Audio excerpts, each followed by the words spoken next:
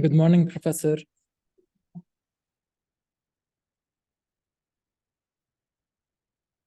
We just wanted to check the audio settings with you, if you can say something.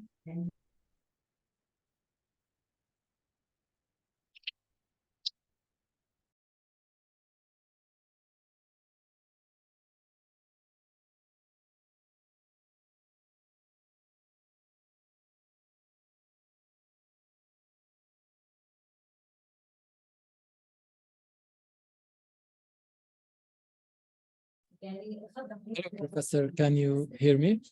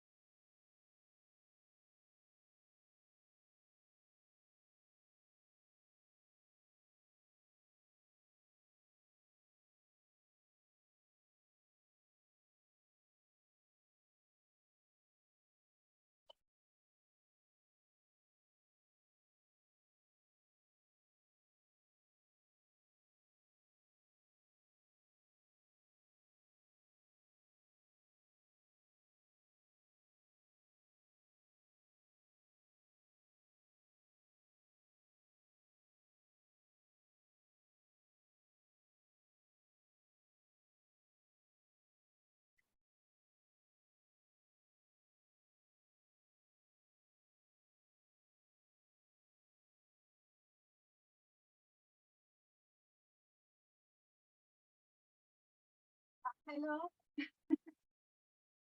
Are you here? Hello, good morning. Good morning. Good morning. Yeah, thank you. Thank you for joining us. And we just wanted to check the sound quality before we start. Yes, you are right. Can you hear my voice? Yeah, we can hear you. Yeah, thank you. We can hear you very well. Thank you. Okay, thank you. Bye. We will start in a moment, but we're just waiting for 11 and 2 minutes. Okay, no problem.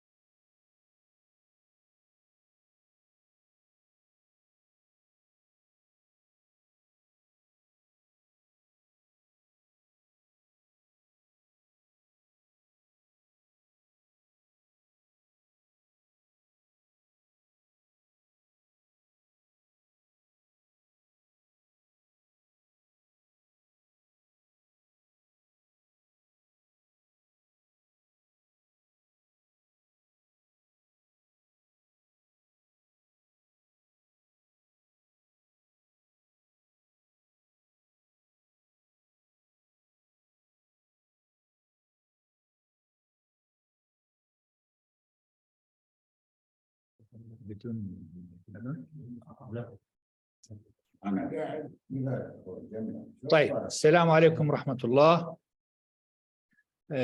بنرحب فيكم أول شيء Dr. Azun, allow me to say a few words in Arabic, then I will speak a little bit in English because the majority are هون بدك تعملهم are Arabic audience. أعملها admit هاي أوكي. طبعا أهلا وسهلا فيكم. إحنا في المنتدى الأردني للتخطيط بنرحب فيكم في فعاليتنا الدورية اللي بنعقدها منتدى السبت. ومنتدى السبت طبعا حاولنا قدر الإمكان نحن في المنتدى اللي تأسس في 2011 من حوالي 10 سنوات أو 11-12 سنة إنه يكون هذا ملتقى للمخططين، وهذا الملتقى نتبادل فيه الخبرات ونحاول قدر الإمكان إنه نشارك علمنا إن صح التعبير طبعا مع المجتمع الأردني، مع المهنيين ومع المختصين، وكمان إنه نحاول ندفع بالفكر التخطيطي إلى الأمام، لأنه أعتقد إنه المجتمعات يعني من الضرورة إنه تعتمد أسلوب التخطيط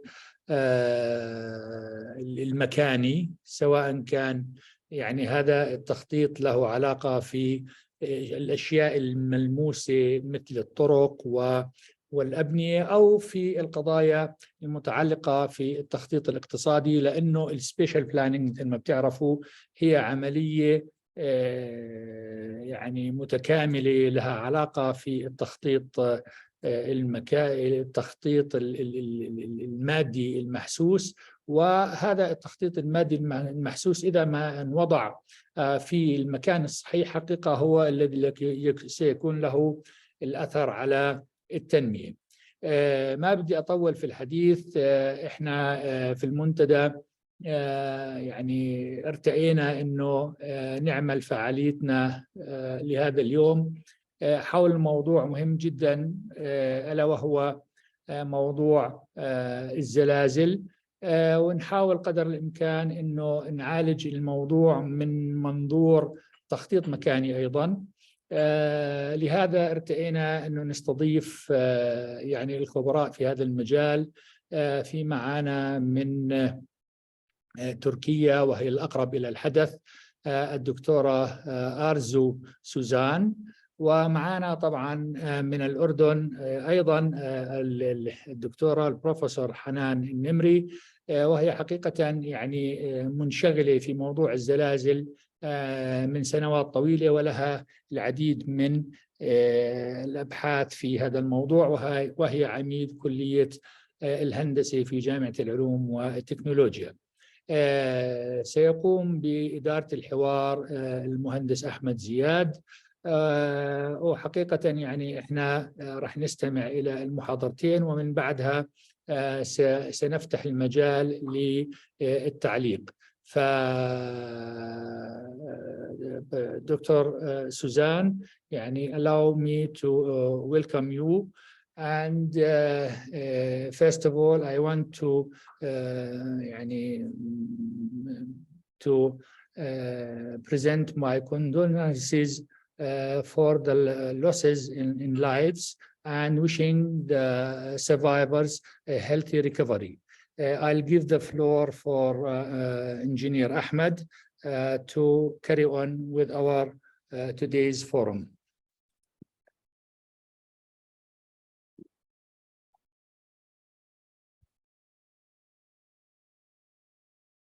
Good evening, everyone. Thank you for joining us on the Saturday forum for the Jordanian Planning Forum. I would like to welcome our guests today.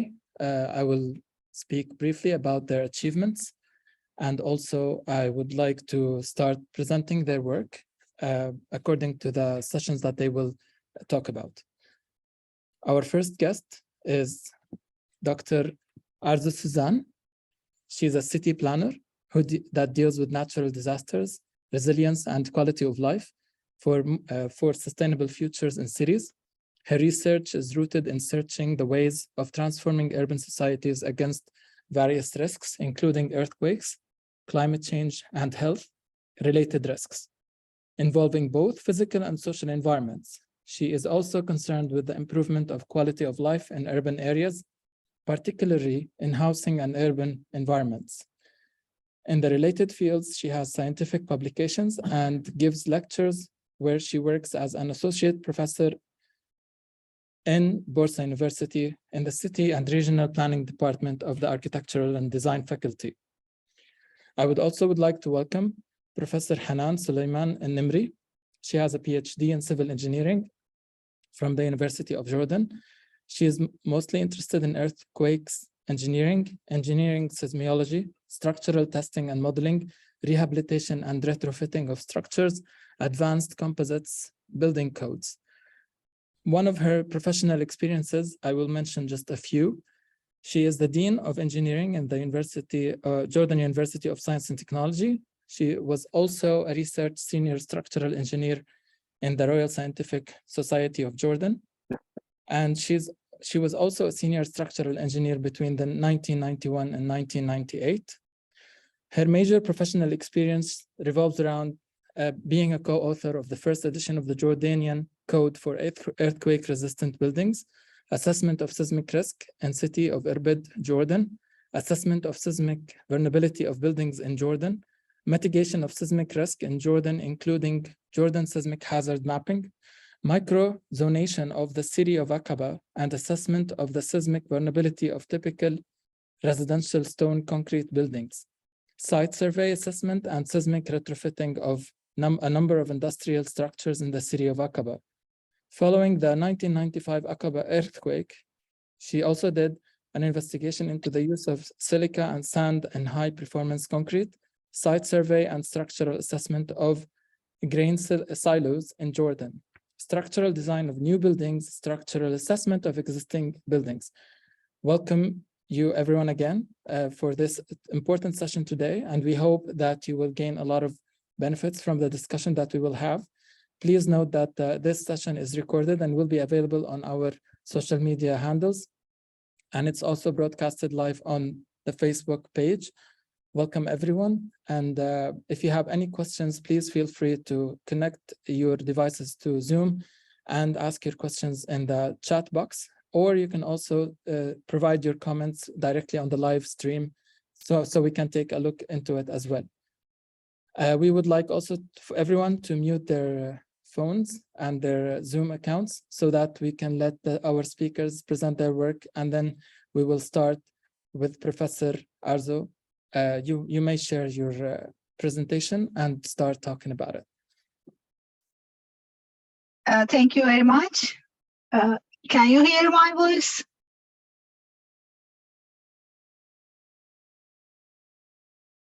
Okay. Selamun Aleyküm. Can you hear my voice?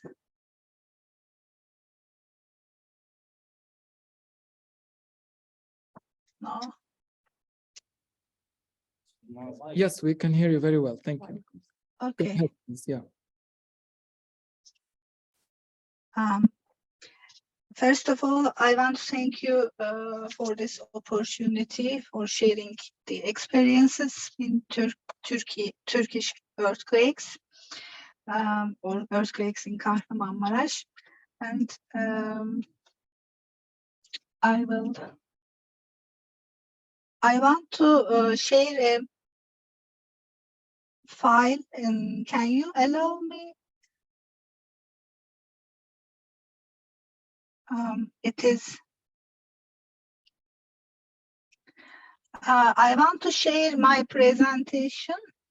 Please. Okay. Okay. I could do now. Okay.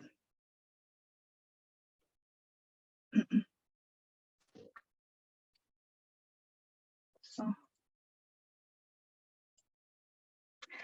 Selamun Aleyküm again, and hello to everyone. I will try to explain learned lessons about urban planning from Kahramanmaraş earthquakes. Of course, there are too many lessons, but it's because my specialization is urban planning, I will I will try to share experiences from this point of view. Of course, it was a very bad situation, waking up to a nightmare on the 6th February morning, and we learned very big catastrophes we experienced in the Kahramanmaraş region. And when the first photos and videos after these devastating earthquakes were seen in this media and social media, the whole country was in a very big shock and sadness, but we also tried to make something. Everyone was in a bad situation, I can say. What was happened? Eastern Anatolia earthquake fault was broken on 2 main lines, and these were very long fault lines, and the earth has moved nearly 3 or 4 meters, and different magnitude aftershocks have continued to happen, and they are also continue to happen. And too many area and very large area and too many population was affected. The affected area was about 110,000 kilometers square, and earthquake, it's not only Turkey, but also Syria. In Turkey, there were living nearly 14 million people in 11 cities. And we know nowadays the loss of lives is nearly 50,000 people. But of course, at the beginning, we didn't know how many people we have lost. Day by day, it was increasing, and day by day, we were following. And actually, maybe there were more than these losses because it was impossible or difficult to calculate or to say maybe these results.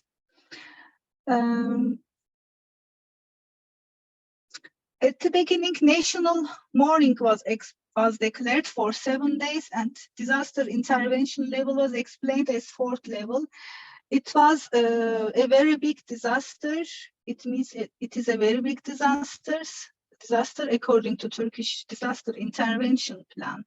And it is a catastrophe that cannot only be dealt with local and national capacities, but requires international aid, help, and support.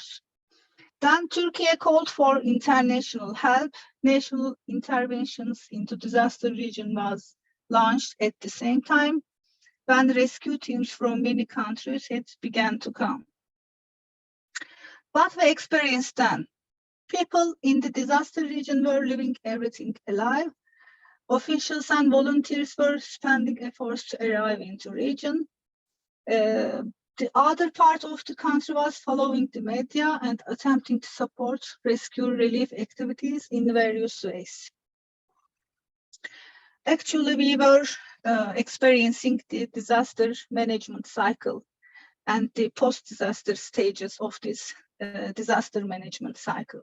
It usually begins after disaster impact with relief and response activities, and then it comes recovery and rehabilitation.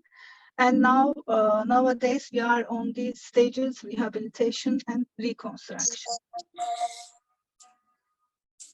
But what we have learned from Kahramanmaraş earthquakes. Firstly, it was a catastrophic loss of local and regional capacity to intervene. In case of big disasters, we can lose local and regional, labors, these people that were given duties during disasters. They can be also victims, or they can be injured, among injured, and they could not do their duties. They have duties on search and rescue teams, managers, health service personnel, crane operators, volunteers, or NGOs. But they were also victims. And this was a big catastrophe. And in the region, there was insufficient capacity to intervene. And we learned that we need to make various disaster scenarios to provide intervention teams and equipment, not only at the local and regional levels, but across the country, because other rescue teams and other ACE personnel, they are moved into this region. Secondly, we confronted difficulties in transportation to reach into the region. As some roads, railways, and airports were destroyed, it was difficult to reach in some parts of the disaster region. And we have learned that we need to prepare emergency transportation plans with alternative routes at the local and regional levels, but also across the country. And then we also learned something else in this section. This is, for example, we have chosen a very wrong location for the airport and for the roads because they were affected from the earthquake faults and liquefaction. And then we learned we need to plan transportation roads and nodes on suitable lands, and we should construct them properly. What we have learned from rescue operations. It was a very bad situation, but rescue teams could not go in time to the region, and because of delays to arrive, local people had to search and get their relatives from robbers, and it was maybe they didn't have such an experience before, and it was the learning process of rescue begins at the individual level, and we learned the importance of the first 72 hours, and we need to be prepared and learn individual and neighborhood-based emergency. Another learning from rescue operations was we had very big solidarity capacity. Over 10,000 volunteers went to Istanbul airport. Many other people tried to go themselves. They only wanted to make help. They only wanted to do something for the people. But do they know what to do? And could we organize them in a proper way? These are maybe the first experiences of the country from this aspect. And we learned that we need to prepare plans to use the human capacity and solidarity capacity through NGOs before disasters. Many rescue teams can come from different countries from all the world, and they come from world actually, but these were people with experiences, but they do not know the region.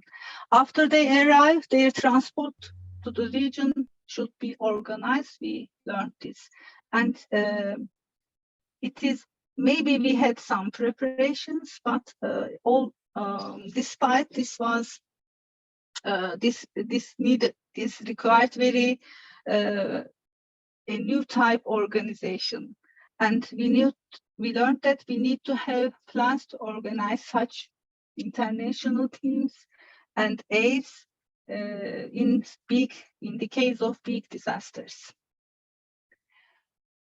And from rescue operations, we learned that people in the region can be limited with required equipments, such as cranes, electricity generators, because electricity was also interrupted, or there were limited people to use these equipments.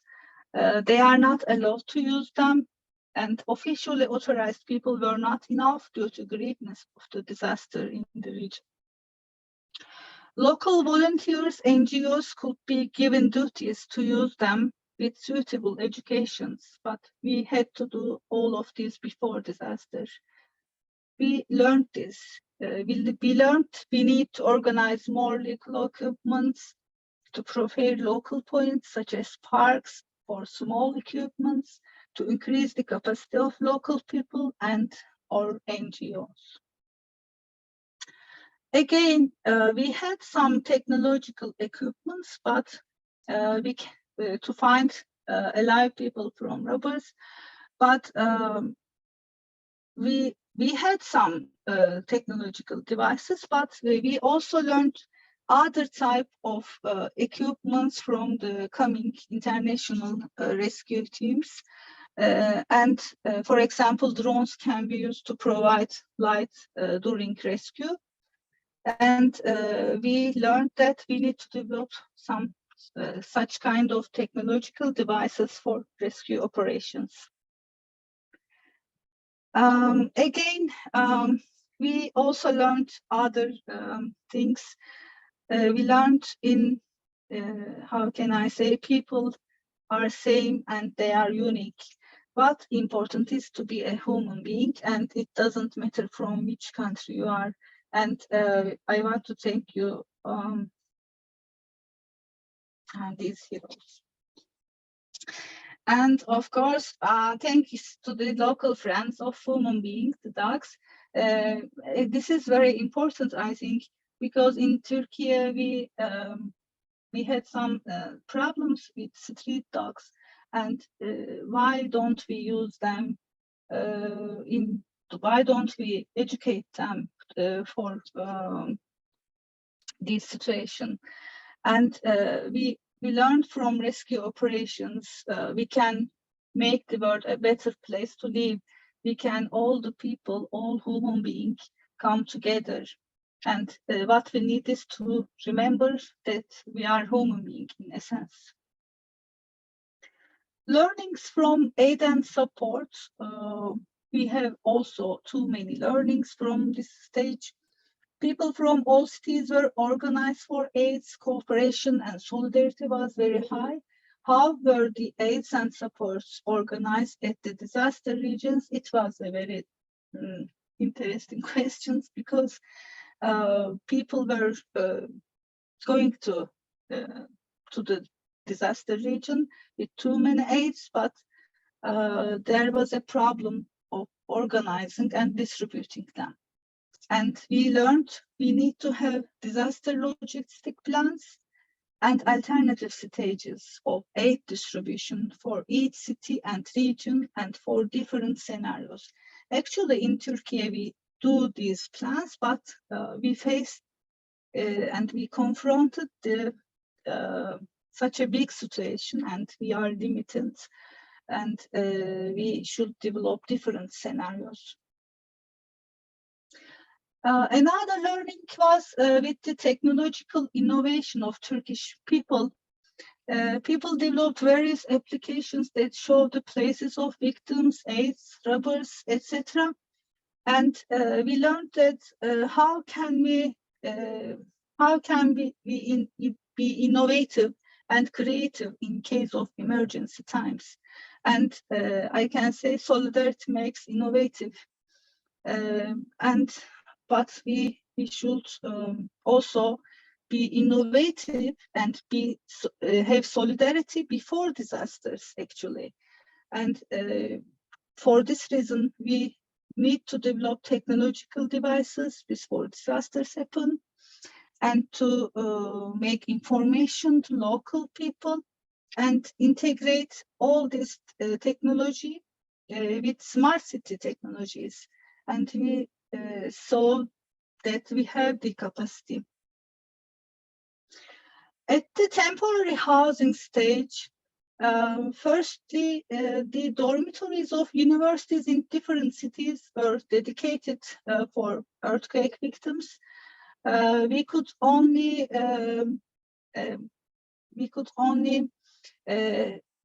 mobilize the 200,000 people, but it was a negative result because the university education is transformed into distance learning. But should we forgone from education, and until when? These are the rising questions. Of course, we continue education, but it is distance learning education. And because we don't have alternatives for temporary housing, we had to forgone from some other things that are necessary for the development of our country. And this means we need to learn to have more flexible temporary housing alternatives. And the lack of temporary housing and the fear of people led to earthquake victims to go other cities. They became guests in different cities, but we don't know how long they will be there. Is it a new migration wave? And will they come back to the region? And they also don't know what to do. And socioeconomic needs of victims in new places. How can we deal with these problems? We should develop many things, and maybe various solutions we should develop for temporary housing, permanent housing, and socioeconomic future of the region.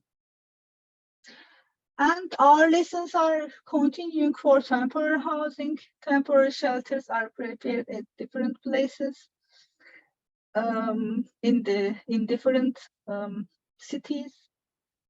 And we are also constructing now container units, but there were delays in temporary housing solutions. And we learned that we need to prepare for various temporary housing alternatives. For example, we have also some problems with temporary housing, as the places of these housing areas are not prepared before disasters. Shelter areas were located usually in risk areas. For example, in Hatay, there was a tsunami announcement, and we learned that the shelter area is under tsunami risk. And another shelter area was under flood risk because of being near to Dicle River in Diyarbakir. And additionally, these are, most of them are the environmental protection areas. And we were also damaging environment in this case. Then we had to learn, or we need to plan the suitable places for various temporary housing alternatives and for diverse disaster scenarios. And unfortunately, we lived such an experience again nearly 2 or 3 days ago in Şanlıurfa and Adıyaman region. The shelter areas are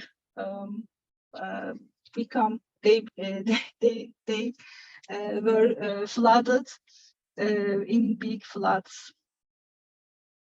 The construction of container cities, because we need this because the shelter areas are only very temporary areas, and people need to live in more flexible and better housing areas because they are waiting for the newly constructed houses. They lost their houses and they don't have to go somewhere else. And we began to prepare such container cities. But the problems are the same with the shelter houses because these are agricultural lands, and these can be hazardous areas, and they can threaten the environment. And the only priority is to provide people temporary housing, but we shouldn't forget our sustainable development and resilient future plans. And then we need to plan the suitable places for various temporary housing scenarios, for diverse disaster scenarios again, but also be prepared with suitable infrastructure. In spite of problems, we have also some good examples. In general, the water and toilet problems are continuing, and hygiene needs are seen. These can cause diseases. We know these threats, but as said, we are not prepared for mostly. And we had confronted special problems of women and children. They were the very vulnerable people, in the society, the vulnerable segments of society, and they need special issues, and we had to prepare them properly again.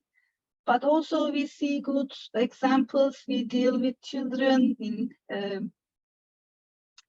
play parks, children parks, and they need to forget everything. They are children, and they are also our future.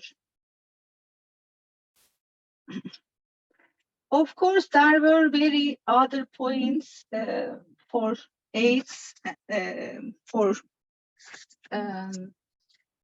needs, for I couldn't say, for providing the needs, to meet the needs in the region, and there are very other types of attempts. We need hospitals, health units, and logistics for foods and clothes, and we need to plan the aid distribution points according to the type of aid before disasters. Actually, we saw that we can do it. We have the capacity. This is the main learning. What we didn't is we didn't prepare properly. On the debris removal, we also learned many things because we didn't have also planned debris areas. But debris removal works had began 10 days after the earthquakes because it was needed. We had to prevent diseases and to make reconstruction, but there were too many debris, and the problem was where to remove them. And the officials find places, but we see that these are also environmental the protected areas, or there can be environmental problems. And then we need to plan the debris removal places according to possible scenarios before disasters happens. And nowadays we are attempting to complete the damage assessment process. How many buildings are collapsed, and these are also very different numbers. Each day they are changing, but we have too many damage, heavily, moderately, slightly damaged houses, and these are categorized.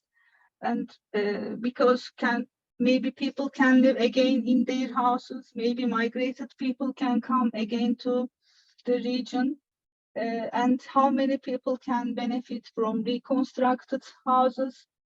These are all the questions. Maybe we also have to retrofit some buildings, these slightly damaged buildings. Up to now, what we learned, from the recovery process, the scenario development, transportation, organization of AIDS rescue issues, using social solidarity capacity and innovation capacity, and we should provide places for critical facilities such as hospitals and places for temporary housing, and develop solutions for migrations and planning the debris removal. And all of them are involved with the urban planning, actually. of course, not all of the includings, but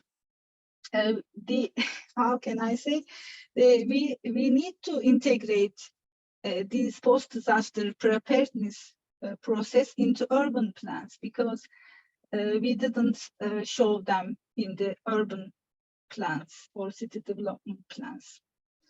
But what's the most important thing is we confronted the constraints of disaster management. I mean, the focus on post-disaster process is not enough, not sufficient. Although there could be people under debris, there cannot be provided enough rescue teams due to very big disaster area.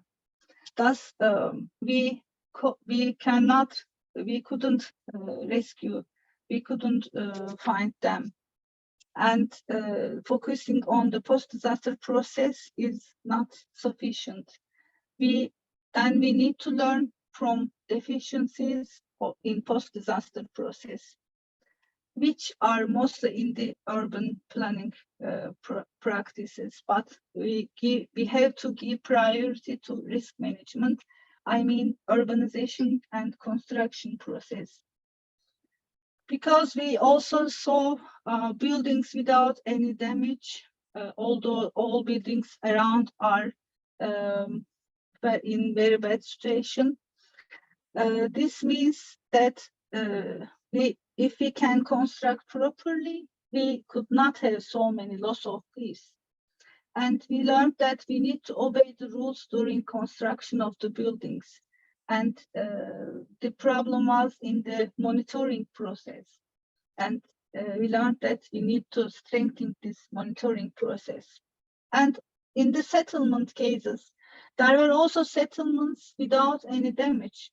And we witnessed this reality. And these can also, for example, Arzu, there was Arzu settlement, and it was very near to the fault, but there was any damage.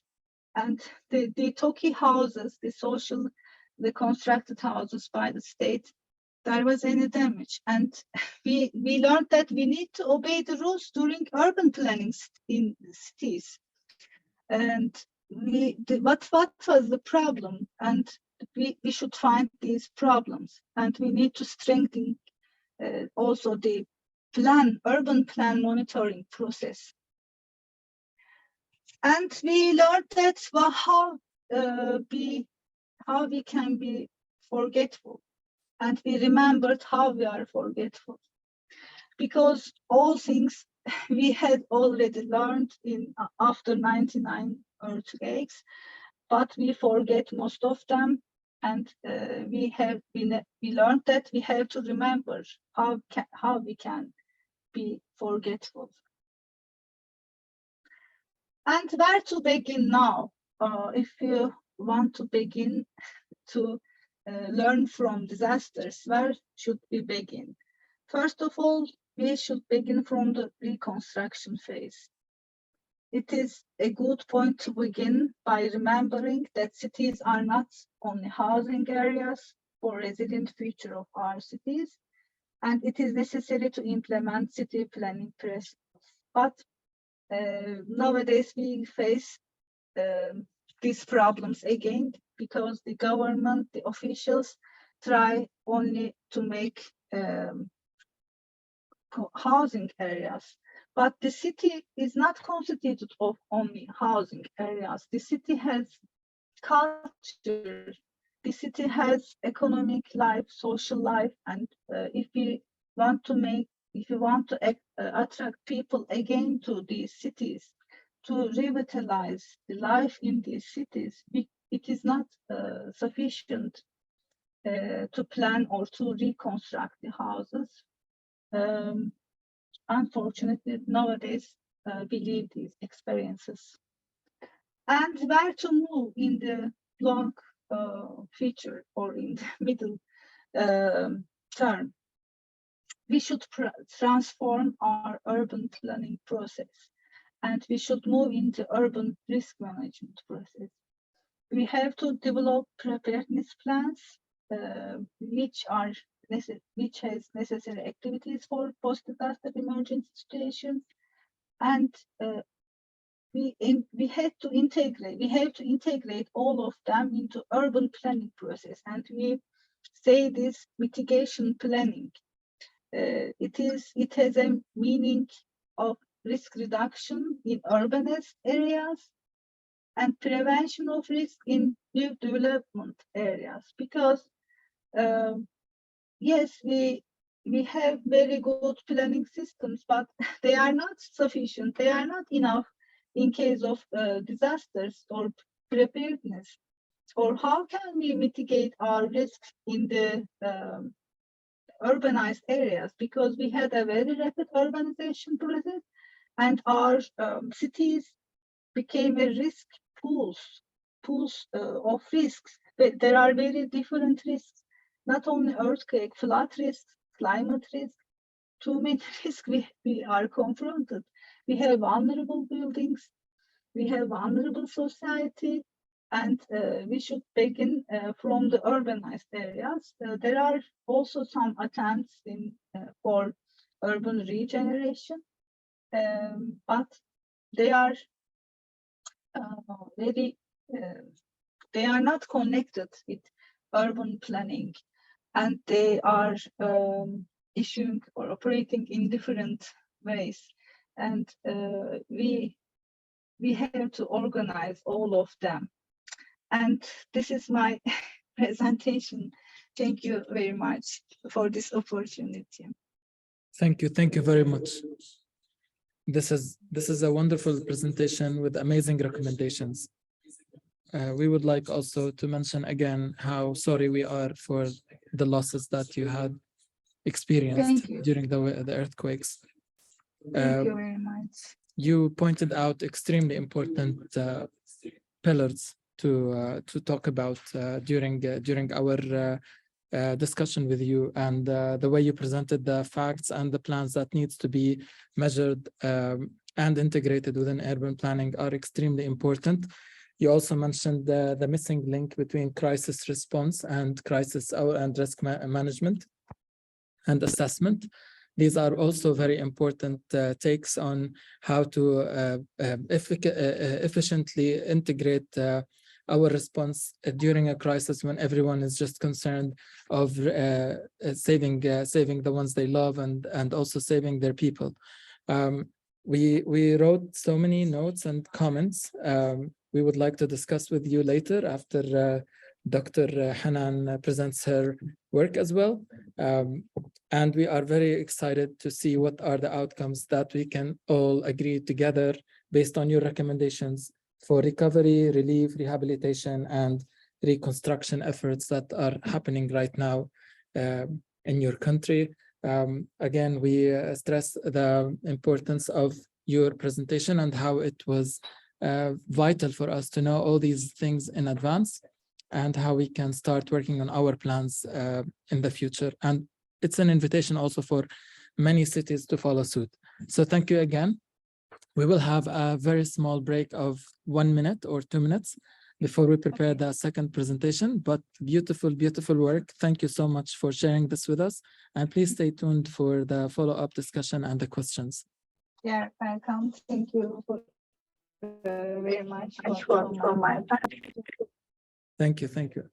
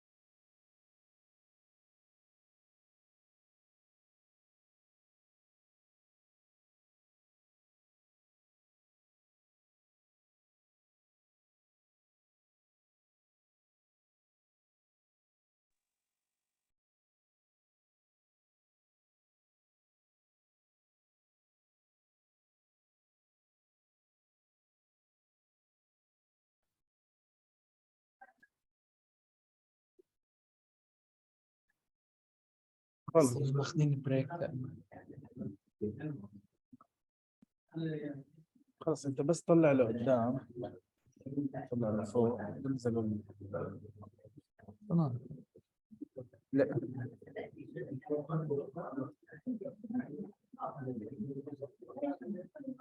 خليني عنا.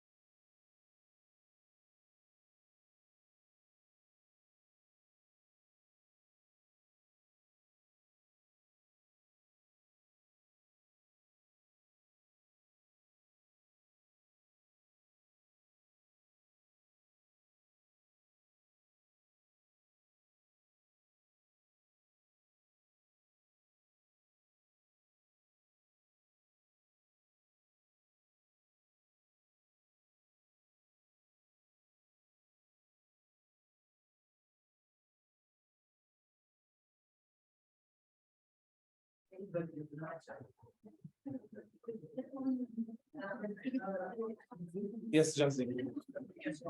لا خلص اوكي بلش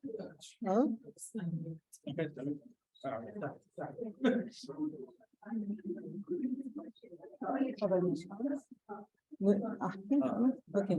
Good afternoon, everybody. I'd like to start by thanking the Jordanian Planning Forum for this invitation to take part in this event.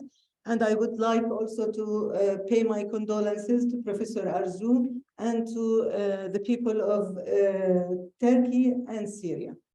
It was a natural catastrophe, by all means. What happened was horrific, but I would like to remind you that the 50,000 people that we have lost were not killed by the earthquake. They were killed by the structures and buildings that were affected by the earthquake in the 11 cities that the professor mentioned. This chart shows the losses of lives and economic losses in the period between 1950 and 1999. I took this chart from a book by Professor Bachman, and it was, I think, conducted by Munich Re group. And in this pie chart, you can see that the fatalities caused by 234 natural catastrophes that occurred within this time period caused 1.4 million fatalities. Out of these, 47% were as a result, a direct result of earthquakes. And here, the economic losses due to these natural catastrophes amounted to 960 billion US dollars. And out of this amount, 35% was caused by earthquakes. So by all means, in terms of loss of life and in terms of economic losses, earthquakes is the most important natural disaster.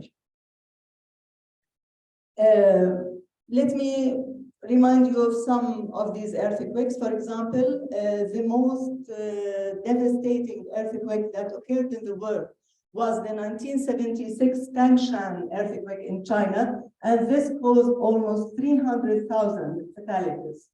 The earthquake in Peru in 1970 caused 67,000 fatalities.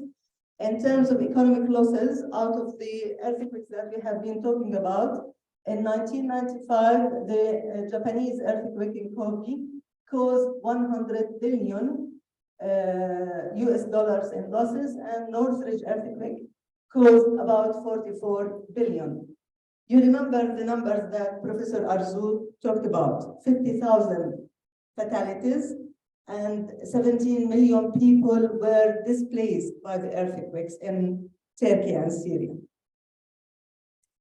This is a table that displays some of the earthquakes occurring between 1988 and 1999, and I want to draw your attention to the magnitude of the earthquake. Of course, there are different scales for the magnitude of an earthquake. Let's look here, for example, the 6.8 magnitude earthquake that took place in 1992 in Turkey caused 540 fatalities, whereas a 6.9 in Japan caused 5,400, a 6.4, which is smaller than the 6.8, caused 10,000 in India. What I want to emphasize is that the size or magnitude of the earthquake is not the only important factor. This is one factor only. You remember, I guess, the earthquake in 2004 that struck off the coast of Indonesia, and that was followed by a tsunami that reached almost 14 countries. And this was one of the deadliest earthquakes. In fact, it was the third largest earthquake in the world, and it caused about 230,000 fatalities. Back in 2011, I guess also you have heard of the Japanese earthquake, which was also followed by a tsunami, and this led to a nuclear catastrophe in Fukushima, if you remember. So there is the ground shaking, the direct effect of the earthquake, and then there are other effects like the tsunami. This is a summary of the most important earthquakes that took place from 2002 till now. And of course, there is the Turkey-Syria earthquake in February 2023, which caused almost 56,000 fatalities and 130,000 people were injured by the earthquake. Of course, 1.5 million people were displaced and became homeless, and the losses are about 105 billion US dollars. Of course, those numbers may not be very correct, but this is what we have. The magnitude of the earthquake, this is a rounded number for the magnitude of the earthquake. Let's look, for example,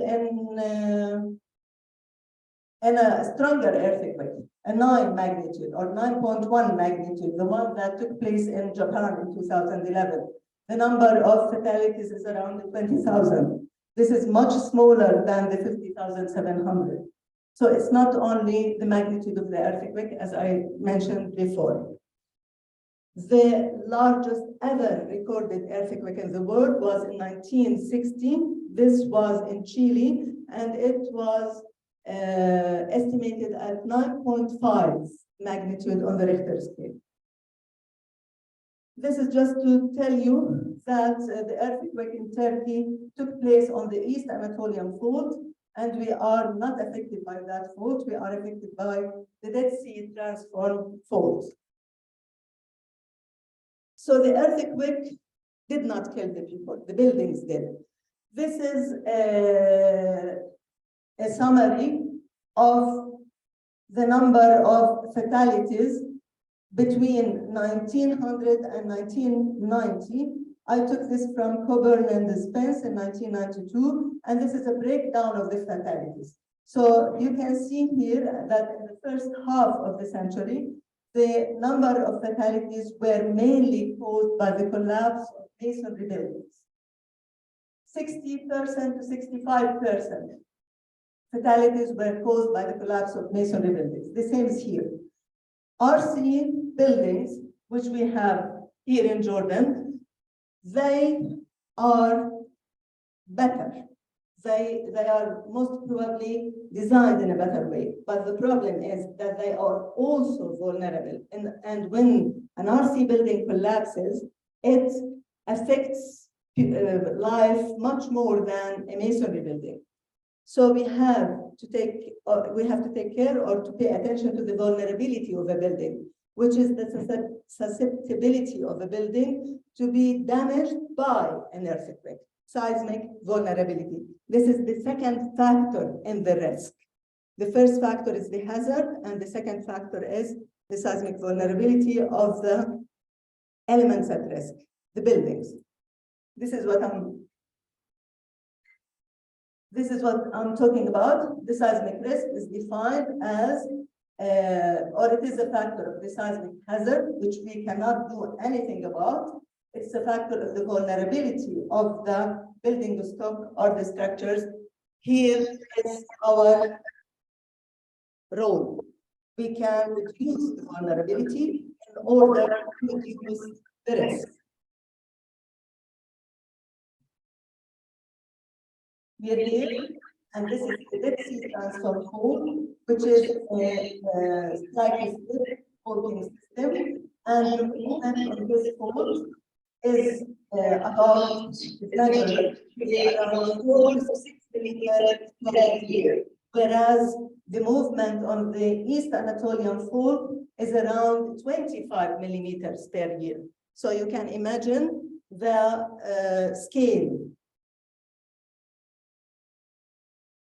So I'm gonna focus on urban development and its relation to the seismic risk or seismic hazard.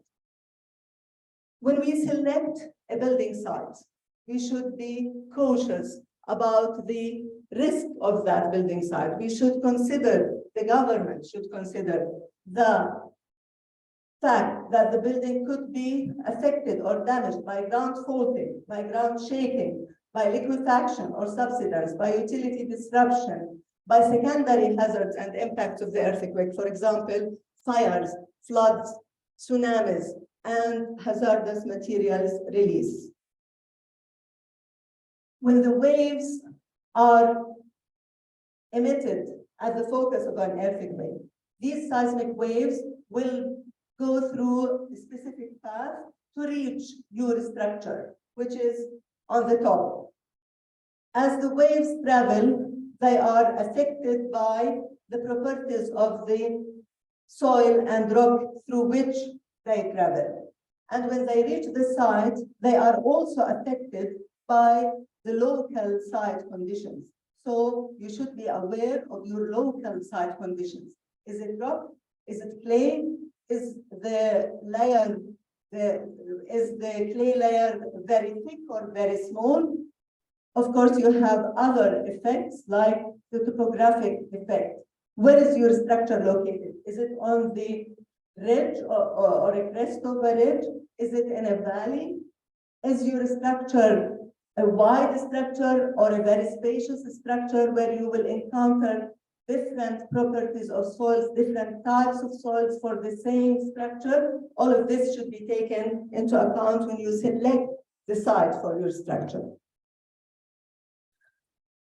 By no means we should build our structures near a fault or on the fault.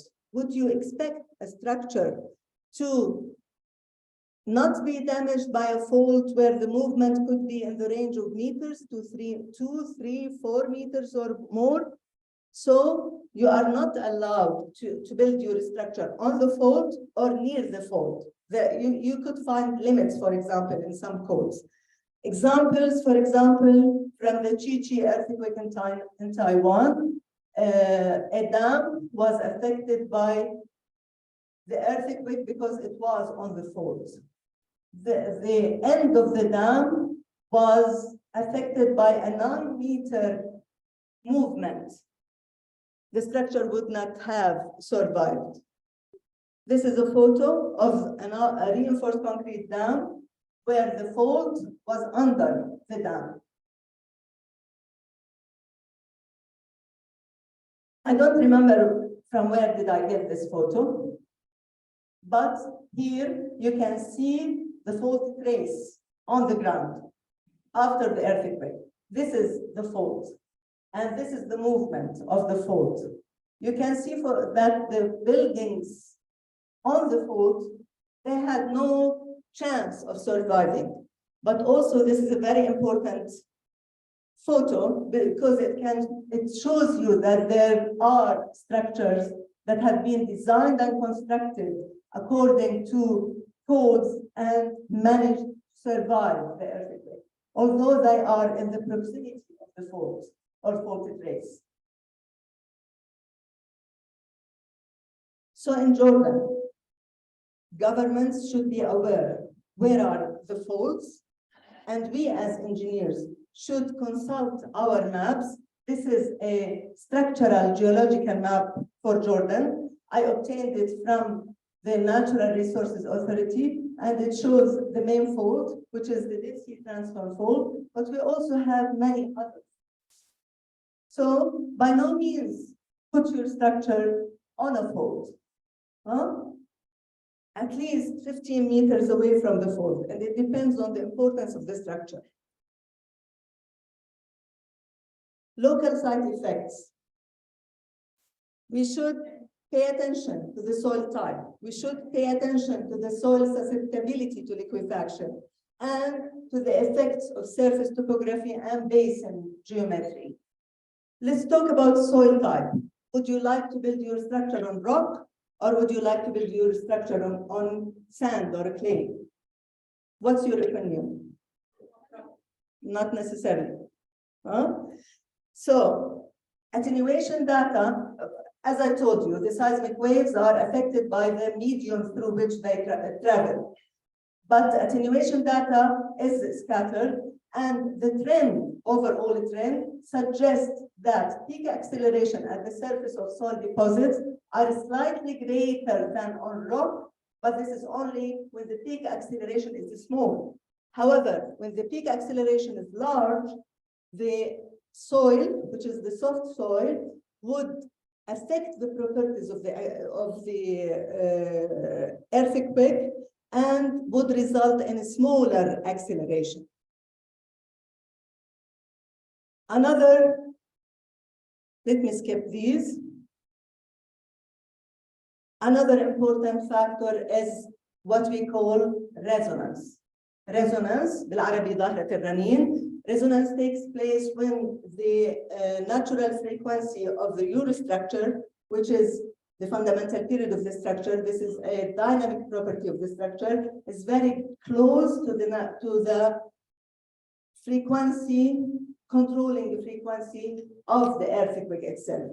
In this case, what happens is that the the acceleration that the structure is going to experience would be magnified 4 or 5 or even more times than if it had a different frequency, if it had a different period of vibration. So it is important to design your structure taking into account the soil and the possible earthquake time histories that could affect your site to avoid resonance.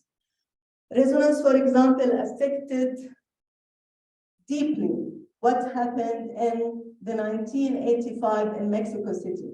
There was a strong earthquake, but because the city is built on a lake bed and the sedimentation had a specific period of vibration or a specific frequency that matched the frequency of the earthquake, buildings ranging in height between 6 stories and 20 stories were experiencing like 4 or 5 times acceleration greater than other buildings that are lower or even higher, taller. So it's not always that the taller building is more vulnerable. There are other factors that we should take into account. You can see in this photo the total collapse of a 21-story steel frame office building. Roughly, the period of vibration of this building would be 21 divided by 10. So it's around 2 seconds, which coincided with that of the earthquake. And that magnified the accelerations that the building experienced and led to the damage of the building. Note here in the background that you have a taller building which managed to survive the earthquake. We should also take into account the effect of upslope and downslope landslide. When you locate your structure, be aware that there is a possibility of an upslope landslide or a possibility of downslope landslide. So this is all about planning in advance, where to locate your structure, what to take into account. Liquefaction. Professor Arzu mentioned liquefaction.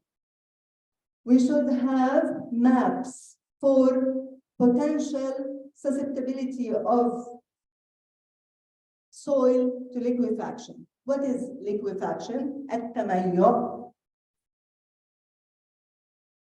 For specific types of soil that are saturated with water, when they are excited by vibration, the soil will lose its strength.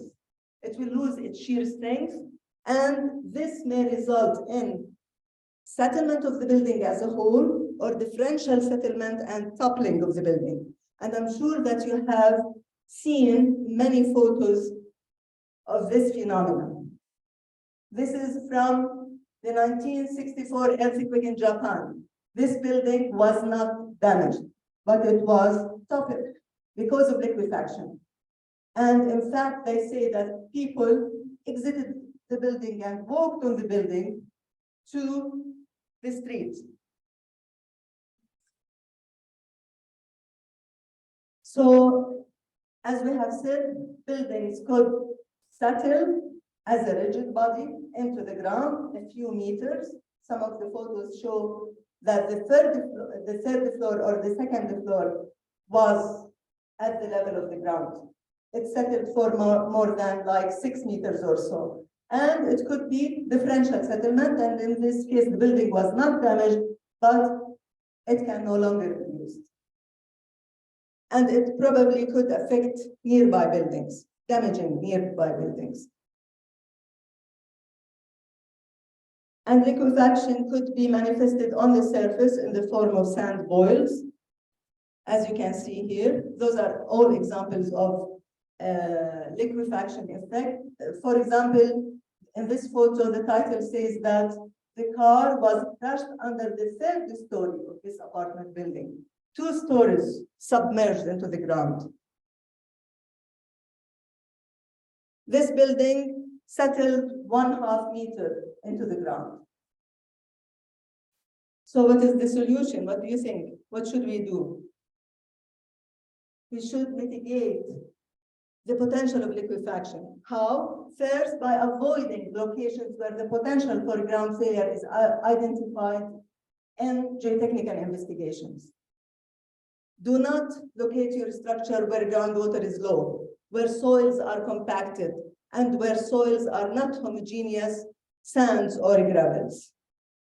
If you have to use this space for the building, if you have to use this site, you have to take measures before you build your structure. For example, you can try compacting the soil. You can try excavation of the liquefiable soil and replace it with compacted heterogeneous fill. Or you can, as a replacement to reconstructing the site by replacing the soil, you can opt to dry the soil. The problem is with saturated types of soil. So this is planning, I guess. The effect of surface topography, it has been confirmed by many earthquakes that structures on top of a crest are much more affected by the same level of excitation than structures not on that side. This is a topographic effect.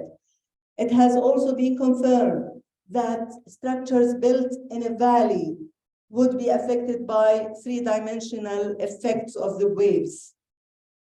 And this would greatly increase the level of excitation for the building. Let's now move into another item of mitigation. We have to design our structures to be earthquake resistant. There are no structures that would be earthquake proof, but we can design our structures to resist earthquakes with certain probabilities of being damaged, or with certain probabilities that the earthquake that we have designed for would be exceeded. In general, the concept would be to design your structure to experience minor earthquakes without any damage, to experience moderate earthquakes with negligible structural damage and some non-structural damage. But it has to resist a major earthquake with some structural and non-structural damage, but without collapse. This is our limit state for the ordinary structure. We don't want our structure to collapse. This is life safety, collapse preventing.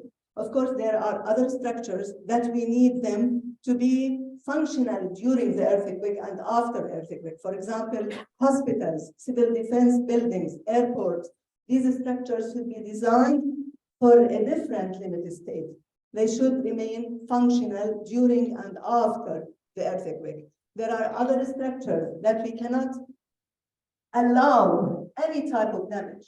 For example, a nuclear plant, a power plant, a plant that contains hazardous materials. You need your structure in this case to stay elastic, to respond in the elastic range, no damage whatever. And this photo shows two twin buildings on a specific street in the Northridge 1994 earthquake. And this building was damaged heavily, but this building experienced minor damage only. We don't want to see the pancaking type of damage that we have seen in Turkey. We don't want our structures to be death traps. This is a hospital building that was damaged by the Mexico 1985 earthquake, and 400 medical personnel and patients were trapped in the building. I cannot imagine that any of them was rescued. This shows the immense damage in, I think this is the Koljuk earthquake, which is also called the Izmir earthquake. And you can see the amount of extensive damage, but you can also see that some structures, like the mosque here and the building here, they experienced maybe minor damage. What happens in an earthquake? The structure experiences ground vibration, and this is translated into forces affecting the structure. These forces are three types: inertia forces, damping forces, and elastic restoring forces. And inertia forces is the most important part or portion of these forces. We should design our structures to resist these forces. They have no relation to the area or the area of the facades, not like wind load. They are mostly associated with the weight of the structure. Your structure should have vertical elements and horizontal elements. The vertical elements are used to transfer the lateral forces that we have mentioned into the ground. The lateral resisting elements are the shear walls, the columns, and bracing elements, if they are available. The horizontal elements are the floors and roofs, the diaphragms. And you should design them so that they transfer the force to the lateral resisting elements. What is important here is that the designer, both the architect and the structural engineer, should think of a complete load path. Where the force is originated, we should transfer the force from the center of mass to the ground. We should provide a complete load path, and we should also provide alternative load paths. So, how are we going to design our structure? The magnitude of the seismic force and the level of seismic demand, or the level of required ductility, redundancy, stiffness, detailing, all depends about the structure location, which defines the hazard. It depends on the nature of the structure and occupancy. It defines the importance of the structure. What do you want your structure to be able to resist? Should it only be designed to save lives, or do you want it to stay functional, or do you want it to respond elastically during an earthquake? The type of soil which the structure rests upon is very important because of what we mentioned earlier, the local site effect. So the most important here is that you have to identify the seismic zone in which the structure will be located in. If not a seismic zone, you have to identify the level of seismic hazard in terms of spectral acceleration, for example. You should know your site characteristics, define the occupancy, define the configuration and structural system, and the height of the structure. I'm not going to go deep into the design of the structures. I don't think we have civil engineering specialists other than Engineer Munir. But in general, are you a civil engineer? Interested, okay. But in general, you have first to make a model of your structure, and you have to apply the forces and analyze your structure. There are different types of analysis that can be adopted. Some of these are very simple, static force procedures, but those cannot be applied to all kinds of structures. And on the other hand, we have dynamic force procedures like the design spectrum method and the time history analysis method. What I would like to draw your attention is that, for example, in the static force procedure, this is the static force procedure, and I'm going to talk about the Jordanian code, for example, the first version of the code. We have a seismicity map or a zoning map. So Jordan was divided into 3 zones, zone 1 and zone 2, which was subdivided into 2A and 2B, and then zone 3. With each zone, you have a zoning factor. It does not show here. It's a number that reflects the peak ground acceleration that could be experienced in this zone. You have to categorize your soil, one of 6 types. Soil profile A, B, C, D, E, F. It depends on the soil properties. For example, hard rock is considered as soil profile A. Then you use these two pieces of information and define seismic coefficients, CA and CB.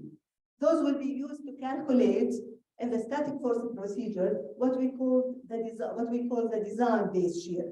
It is a force that you apply at the base of the structure, and then you do the analysis. You distribute at the vertical elevation, and then it is distributed horizontally. What I want you to see here is that this design-based shear is associated with the weight of the structure. It's a direct association. When the weight increases, the base shear will increase. And I would like to talk to you, architects, that you should think of the masses that you are using in the structure.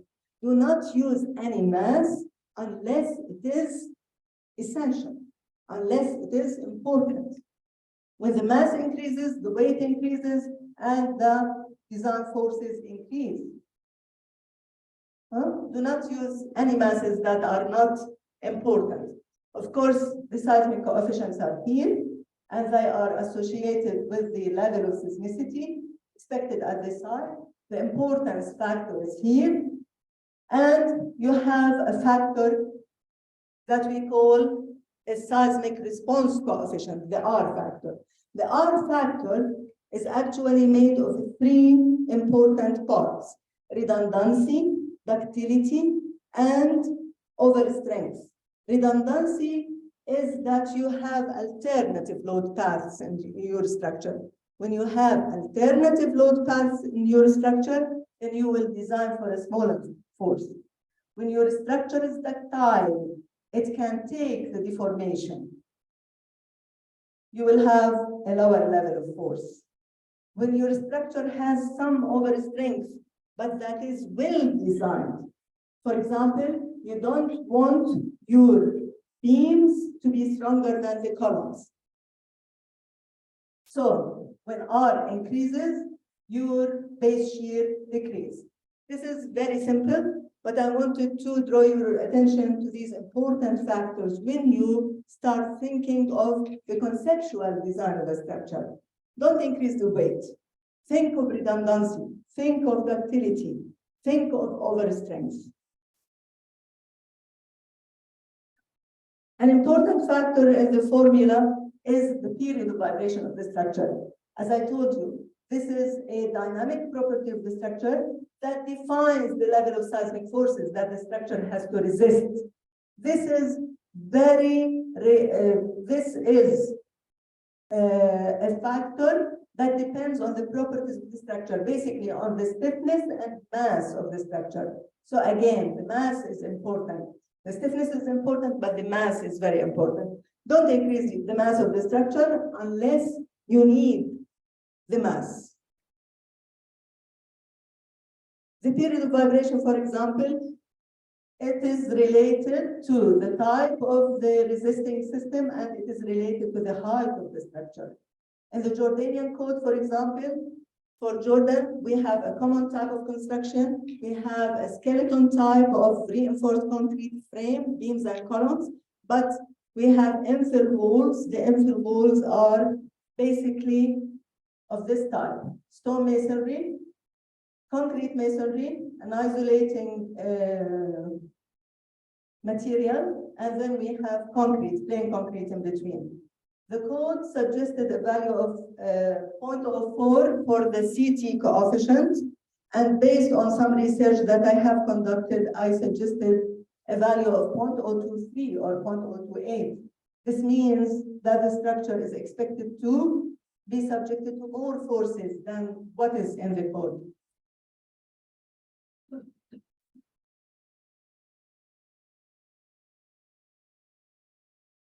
Let's skip all of these and go into the general design concepts that as engineers and designers we should be aware of. I told you about redundancy, configuration, ductility, and structural detailing. As I mentioned, redundancy means that you have alternative load paths. For example, if you have shear walls, increase the area of shear walls that you have. If you have a moment resisting a frame, increase the number of bays that you have. The configuration is very important. Do not opt for odd shapes in your structure. It's not only about the appearance of your structure. It's about the life safety. So there are regular structures and there are irregular structures. You will be penalized if you choose an irregular structure. the code will subject your structure to more stringent requirements. It will not try to bend you of using this type of structure, but by the end, your structure will not perform as well as another structure that is regular. There are many types of irregularity. They are grouped into vertical irregularities and horizontal irregularities. I'll just go through a few of these. For example, we have stiffness irregularity, where, for example, floor number A has less than 70% of the stiffness of the floor number B, which is directly above it. Or for example, it has less than 80% of the floors B plus C and D divided by 3, the average stiffness. This is very common in Jordan. We have the soft story because mainly in our buildings, the first floor is for parking space. And the engineer would eliminate all the walls and only rely on the columns. If this is not taken properly into consideration, if you are not thinking about the abrupt change in stiffness, this would be a killer for your building in an earthquake. You can do it, but you have to make sure that there is no discontinuity in the stiffness. Of course, there is extreme soft story. The mass irregularity is also important. All of these types of failures were triggered by the soft story. The columns and the soft story collapse, and they induce collapse of the structure. The mass irregularity or weight irregularity. You need the mass to be distributed uniformly. No abrupt changes in the mass. You don't want the mass of any story to exceed 1.5 the mass of nearby stories.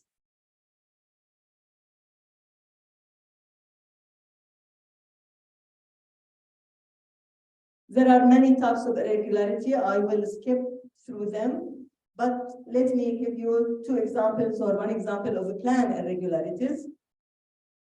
For example, re-entrance corners. This is also very common in our buildings in Jordan. We like such shapes. We don't like a rectangle or a square or even circular shape. When you have, for example, this side, D, which is greater than 15% of C, then you have a re-entrance corner. This would be subjected to stress concentration. And your structure would act very badly in an earthquake if it has this form. Or, for example, architects would like their structures to have an L shape or an I shape or a T shape.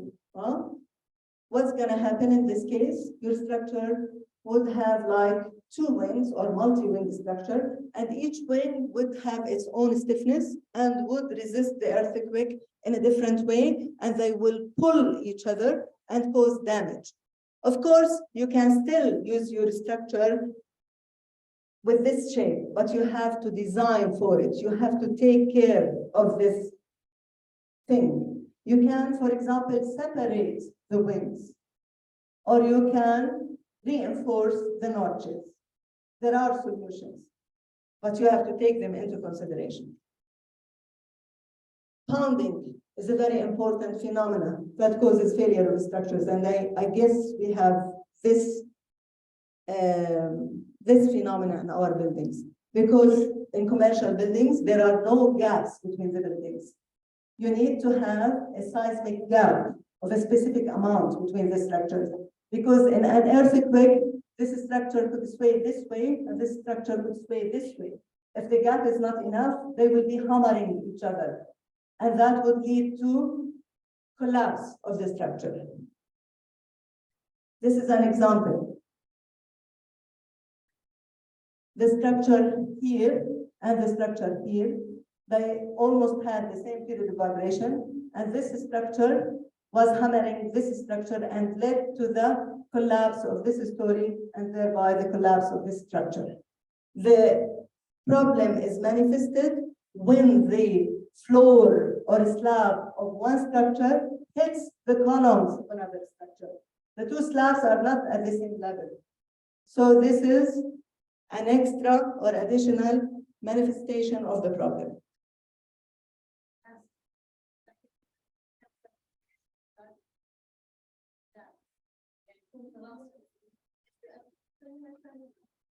Pounding or hammering. There is a seismic gap. The code gives you how to calculate the seismic gap, and you should compute this distance, this amount, and you should keep it empty. Ductility and detailing is very important. For example, how to construct our structural elements. The columns, for example, are very important. The walls are very important. And we need to take care of the confining reinforcement, the transverse reinforcement. The problem in Jordan, for example, is that we do not provide enough confinement through the ties of the column or ties of or stirrups of the beam, for example. And another problem that it is very common in Jordan to use plain bars rather than deformed bars. And the hooks, there are specific details about the hooks so that they will not open during an earthquake. I'll show you some examples where the damage was because of the bad detailing of the columns. This is damage of the column. You can see here at the bottom that the tie opened, and this led to the damage of this column at this location. There are simple measures that we can take during the construction, for example. For example, you can use ties at the bottom third and the top third of your columns with less spacing, smaller spacing. You can design your tie to provide a hook with a 135 degree. This is very important.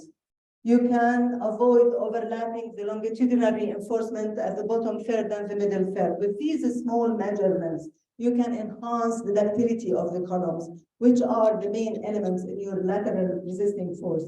These could help you to avoid collapse of the structure in the case of a minor or even moderate earthquake. So I'll stop here, and I'll leave you with these thoughts. And I hope that we will not be experiencing an earthquake in Jordan in the near future, or even in the far future. Thank you. Thank you very much, Professor. This was very, very helpful. Using evidence-based information to help us with the mitigation of earthquakes for future buildings is extremely important. So thank you again. We have a window for discussion, whether it was from outside or from inside the forum. First of all, we would like again to thank both speakers for their continuous efforts. And we want also to thank everyone who participated in the forum, Saturday Forum. It's part of the series that we conduct every Saturday with a different title and a different theme. I hope by these two sessions, one of them discussing how to integrate our plans and mitigation plans for whether it was for crisis management and also risk assessment for natural disasters that specifically targets earthquakes, how it is important to integrate them within the urban planning process. And we also want to stress the importance of using evidence as well in new constructions and utilizing new details that could probably save many lives if we just include them during the design process, whether it was as architects or as engineers. Also, Professor Hanan spoke some sort of assessment and guidelines for us in Jordan to follow suit when we design new constructions, or also when we assess existing ones. And we did take some points as well. She was mentioning how the buildings in Jordan are somewhat stable for earthquakes, but again, we should be more focused on details and on evidence when we do our calculations from now on. So I will leave the floor for anyone who have questions, but I want to remind you that I also need to give a small brief in Arabic for the 2 sessions because of some requests during the live streaming. So what I will share is that the first one by Dr. Arzu, for people that I will speak in Arabic, just to explain to some participants what went down in the presentation. The first one, مرحبا للجميع. بحب أرحب فيكم للي طلبوا ينحكى شوي باللغة العربية. دكتورة أزرو كانت عم تشرح شو كان عم بيصير بتركيا خلال الأزمة اللي مرقوا فيها وكيف تعاملوا مع ملف الزلازل هناك خلال وما بعد الأزمة.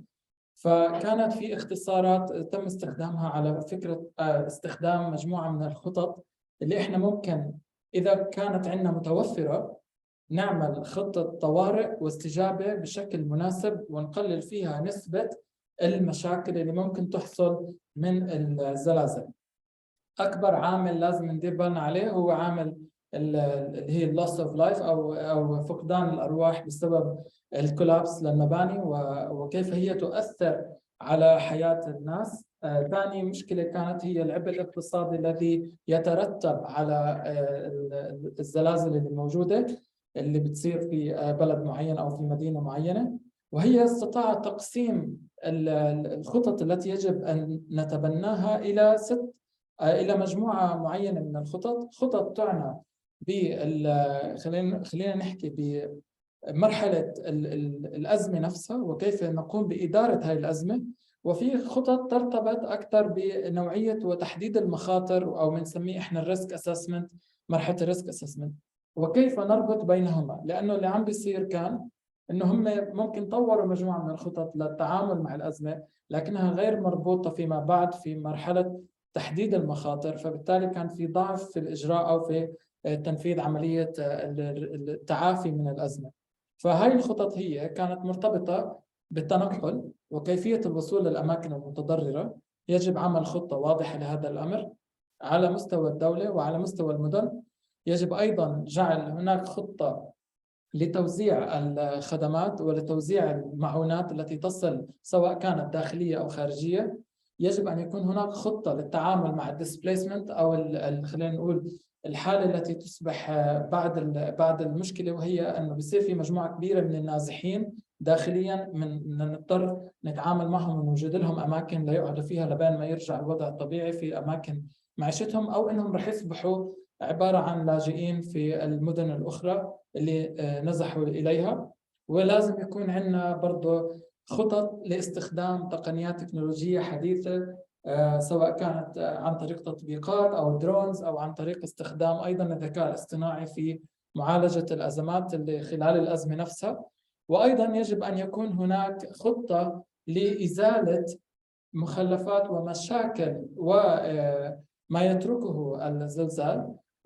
والأهم من هذا حكي كله أنه يجب أن يكون هناك خطة واضحة تماما لنقاط الحركة في المدينة والشوارع التي يجب أن تكون مفتوحة طول الوقت ومحمية من موضوع الزلازل ومبنية بشكل سليم كي نستطيع الوصول للأماكن المتضررة كما تم ذكره سابقا من الدكتورة أرزو. هلا بالنسبة للدكتورة حنان كانت طبعا التوصية التي طلعت من الدكتورة أرزو هي كيف نربط بين هذه الخطط وبين التخطيط الحضري والمخططين وما دورهم في عملية الربط هذا بين التعافي وبين رصد المخاطر. الدكتورة حنان دخلت في مجال آخر وعبرت عن المستقبل وما يجب أن يكون من تفعيل كودات الزلازل في الإنشاء وكيفية استخدام بعض العناصر المهمة والتي قد تنقذ أرواح العديد من الناس إذا قمنا بعملها مسبقا. وأيضا تم العمل على ذكر مجموعة من النقاط وكيفية أن حجم وقوة الزلزال لا تعني بالضرورة حجم الدمار الذي يتركه ويخلفه هذا الزلزال. والعبء الاقتصادي هو من أهم المشاكل التي تواجهنا أيضا كفقدان الأرواح. وتم ذكرها بشكل واضح، والمقارنات التي قامت بعرضها في هذا العرض.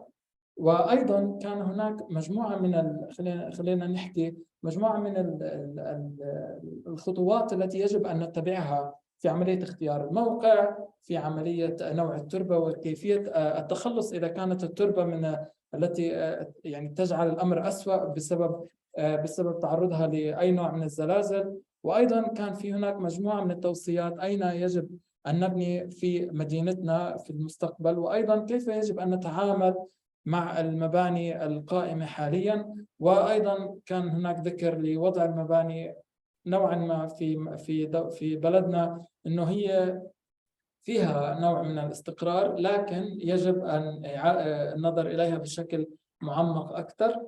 فأنا هلا بكل مختصر هذا هو اللي تقريبا تم ذكره. طبعا التفاصيل في العروض سوف يتم مشاركتها معكم لاحقا على وسائل التواصل الاجتماعي. ويجب أن ننوه الآن أنه كل الفكرة من هذا السيشن أو هذا الفورم هو كيف نستطيع حماية أرواحنا وحماية مدننا من خطر الزلازل من منظور التخطيط الحضري ومنظور الهندسي أيضا. وأيضا كيف يمكننا أن نساعد في وضع خطط كمختصين لإدارة الأزمات في حال تم حدوث أي نوع من الكوارث الطبيعية ومن أهمها الزلازل.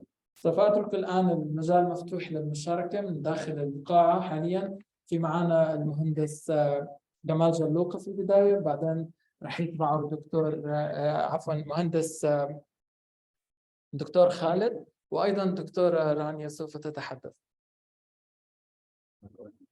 لا عشان اللي عايزين يسمعوا احكي على راحتك. اوكي، السلام عليكم. الواقع انا بدي اشكر المنظمين، وانا صحيح انا من المنتدى التخطيط، ولكن كنت مشغولا باشياء اخرى. لاهميه هذا الموضوع اولا واللي ساعد في إعادة الترقب على طاولة البحث في الزلزال اللي حصل مؤخرا في تركيا وفي سوريا. بحب أتطرق لعدة مجالات يمكن يكون فيها شيء من الإضافة أيضا. احنا عندما أعددنا الخطة التنموية الشاملة للأعمال الكبرى في سنة 1984 ل 86 كان في هناك جزء اللي هو الجزء الثالث يختص بالمعالجة أو الاعتبارات الزلزالية في سواء إعمار المدن أو تخطيط المدن، يعني في الحالتين. فمن الشغلات اللي أشرنا إلها ونوهنا إلها بكل أهمية كان إنه الكثير من الأبنية اللي موجودة في عمان بالذات هي مقامة على فالق زلزالي فرعي يأتي من فالق البحر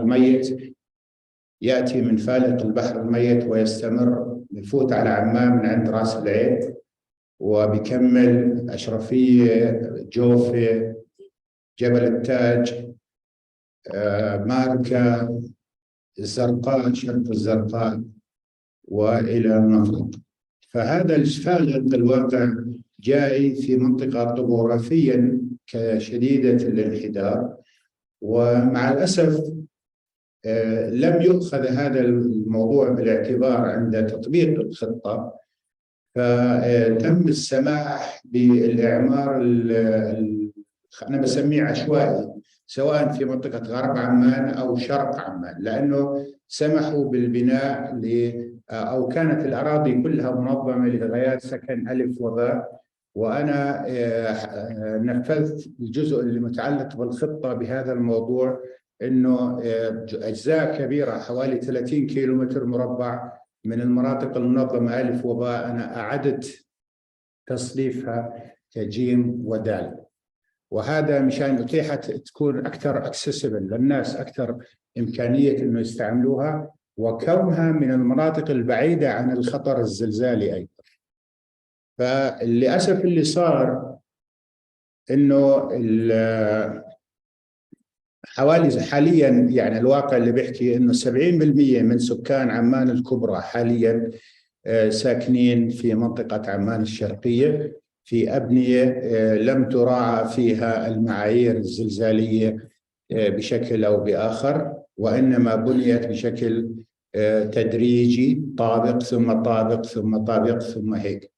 فمعظم السكان عددا بقول موجودين في ضمن هاي المناطق اللي هي مناطق خطر الزلزالي، ومفروض انه يكون نلاقي حل عاجل لها، اما بإعادة الإعمار زي urban renewal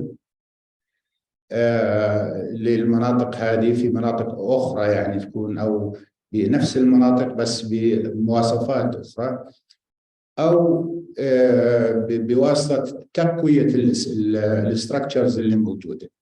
بدي أعطي مثال. أنا أثناء عملي في بناء منزلي الخاص عادة بتشوفوا إنه الجدار في الأبنية الحجرية بنعمل كالتالي: بكون في الحجر من الخارج، بعديه في كمية بطون حوالي 17 سنتي، بعدين في طوب، وبين الطوب والبطون بحطوا عادة بوليسترين.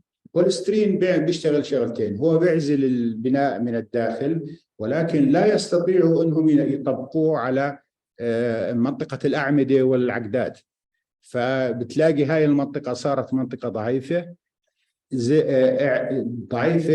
من ناحية العزل الحراري، وأقوى شوي بالنسبة للعزل الزلزالي أو الحركة الزلزالية. أنا اللي عملته رحت على مصنع البوليسترين، قلت لهم أنا ما بدي القوالب البوليسترين، بدي الحبيبات. قالوا لي إحنا بندور على ناس ياخذها أصلا، أعطوني إياها مجانا، ترك كامل معبى بهاي الحبيبات، جبته على البيت، صرت أخلطه مع الخلطة الباطون يعني، فصار عندي عزل وصار عندي وصولية لكل الأماكن من الباطون اللي يعني سواء حتى في وراء الأعمدة والعقدات. فأنا بعتقد هذا السيستم أو هذا النظام يجب أن ندرسه بشكل كويس، أو نقدر نبيع باطون جاهز بس فيه حبوبات بوليسترين، يعني بكون العملية هاي برضو للجمهور سهلة. بدي أحكي بعض الملاحظات بالنسبة لزلزال تركيا. يعني الواقع الست أرزو هانم مرة قدمت يعني حالة كثير واضحة وممتازة في شرح البوست تراوما implications of the earthquake، يعني إنه كيف تعاملت الحكومة وكيف ممكن إنه إحنا علميا نتعامل مع بعد الزلزال ماذا يحصل. والدكتورة حنان تعاملت مع البريكوشنز اللي ممكن إنه تنعمل قبل أثناء عملية التصميم والإعمار، بحيث إنه راح هذا روح بيجي ايوه نترجم شوي لها. خلص بترجم. اوكي تمام ماشي شكرا. Arzu Hanım, ben Türkçe biliyorum ama İngilizce konuşayım, herkes anlasın, olur mu? الواحد يترجم لنا عاد. مرحبا. لا قلت لها انا بعرف تركي بس بدي احكي بالانجليزي مشان برضه لا اوكي بكون القاعدين كمان بيستفيدوا عشان الوقت. اوكي I will speak in English then. In the 1985-86 urban plan of Amman, we took into consideration the earthquake factor of planning the city in the future, but because this implication was not, or this part of the plan was not taken into consideration by the implementing agencies, much of the development which took place in the greater Amman area. 2 minutes? Okay. Took place on the minor fault which passes through the city of Amman. Now, if we consider what needs to be done after taking care of, as you described, the post-earthquake treatment, taking the debris out and taking giving permanent or temporal habitation to the people who are infected by the earthquake. I think we have to think also of the future of rebuilding the cities in a way that is more making them more resistant to earthquake effects. What could be done? Sorry. What could be done is taking care of the urban plans in the areas which are affected. And I'm speaking of, I spoke about the city of Amman, telling that about 70% of the population of Amman are living near or on the minor fault which passes through Amman in the eastern part. And something has to be done before we have an earthquake by re-urbanization or urban renewal projects which take the people away from the risk areas and from the risk buildings. The other thing, we have to reconsider the way we structurally design the buildings, considering all the structural strength in case of earthquake and in cases of selecting site selection for buildings and other things, and making also, like I did in my building, for instance, that I put the insulation into the concrete, into mixing the concrete, not as a layer by its own, because I thought that making the layer as a separate layer between the bricks and the stone and putting some concrete in between will not serve in the case of an earthquake. This was my consideration. هلا عم بخلص. يرضيك. Okay. All municipalities and local councils should be part of this renovation of the practices of planning and building authorization. And also, the public has to be retrained to be more responsive to earthquakes by taking them into organizing themselves in cases of something hazard happens, because people are the key factor here. The response of the people is maybe what we have seen in the first 2 or 3 hours of the earthquake before the other help come from other places. The people themselves must know what to do. Thank you very much. That's all. Thank you very much.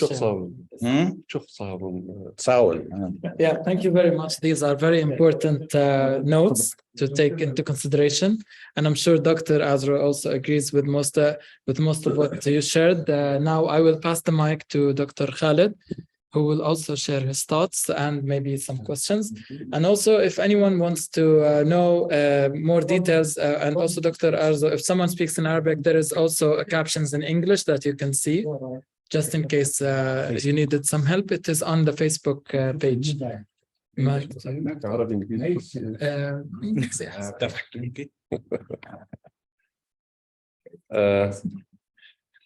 Good afternoon, my colleagues.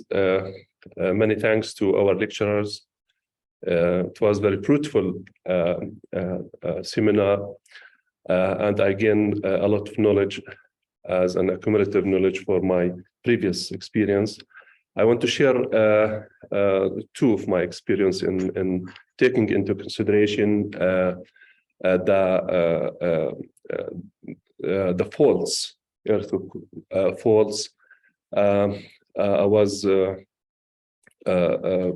planner in planning two zones. One of them is the Dead Sea by itself for tourism master plan, and the other area it was the Medinat al-Khadim al-Haramain al-Sharifin east of Zarqa, the military camp. Actually, we faced by studying the geological maps, there's a major fault crossing the military camp area east of Zarqa. It crossed the camp from south to north. So we have to deal with where the gas pipeline. Yeah, absolutely. Where is the gas pipeline now? We took a planning decision to get a setback for buildings from this fault and to give a use for this area as a green corridor. So later on, they decided to. It was 200 meters, I think, width, as I remember. So later on, they took the decision to have the infrastructure line for gas, شو اسمه الخط العربي.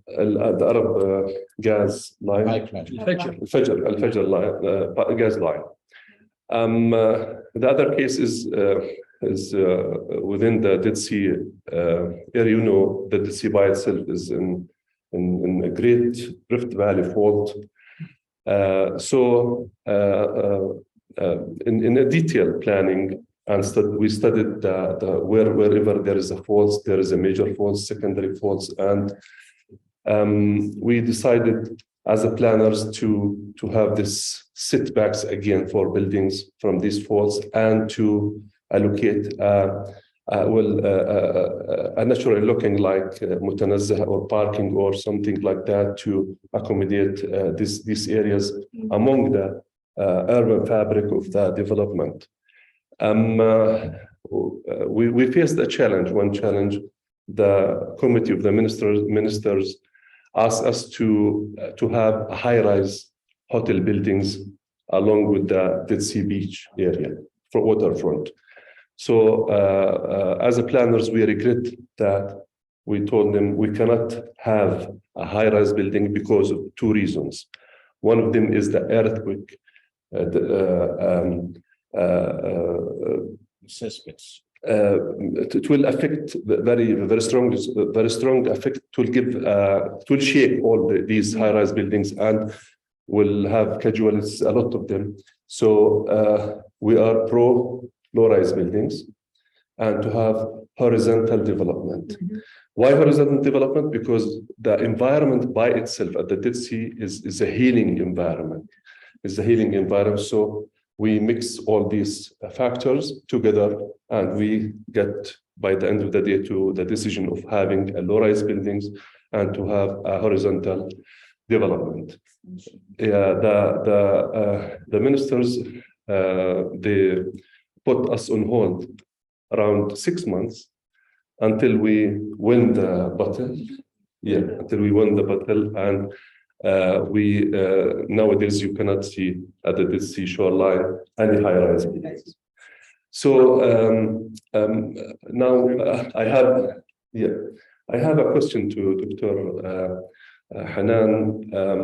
As you see from exploring the morphology of Amman as a city, you see hanging buildings among our mountainous area. So how far these buildings are from a disaster if there is, la samahallah, an earthquake? Thank you. Fortunately, we have not even. Fortunately, our buildings were not started. Our buildings were not tested by. So we're not sure what was going to happen. We have a government department, yes, but maybe the quality of control.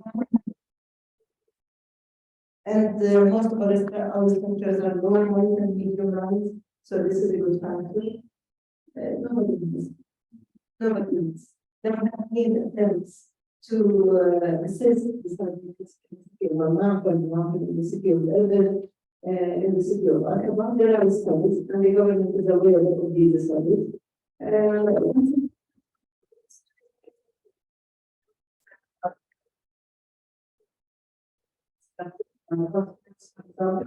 assess these discussions and see if we need to implement.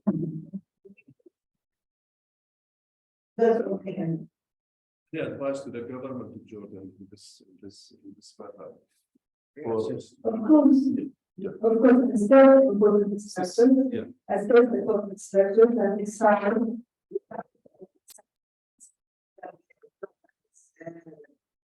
Is accepting, and will be an act favorable. But what is important also that we as communities in Jordan, we should think of what we can do in the case of it. For example, Turkey was very heavy for the earthquake. Although the damage was very heavy, but they managed to rescue people. And they managed to provide shelters for the displaced people. They managed to take care of the problems in the airport, to take care of the problems in the infrastructure, they managed to distribute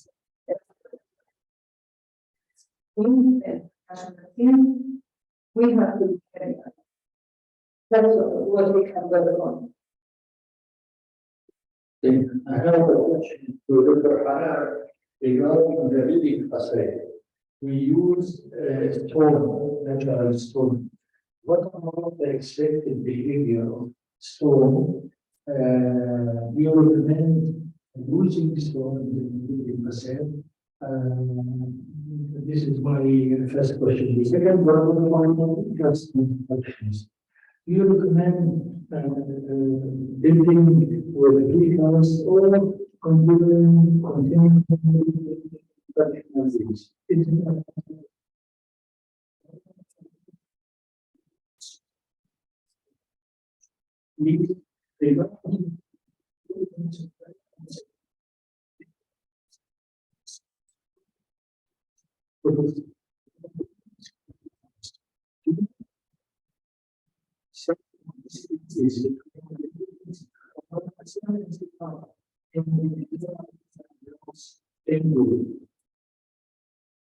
Thank you, Dr. Murad. Now I will leave the floor for Dr. Hanan first to answer the question of Dr. Murad, and then Professor Arzu to answer Dr. Murad's question. Yes. So another question. The question or the story that you are thinking about. And this is the most common question. Actually, I have done some structural testing in the ground, and if the stones are not really fixed into the backing concrete, at a certain level, almost Stone or block of stones? Blocks of stones and single stones. They will come out of the facade, and this will compromise the absorption. Everything.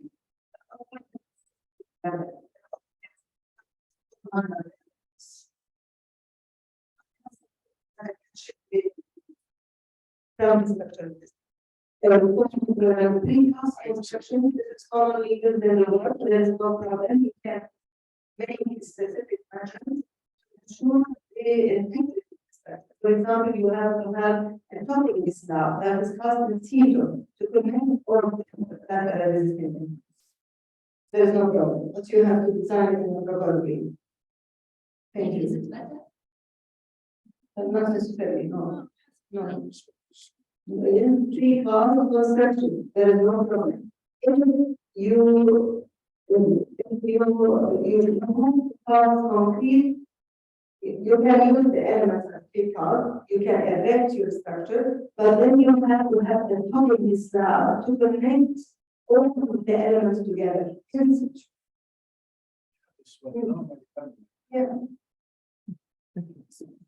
لا بس لازم دي تجاوب خلينا نجاوب اعطيها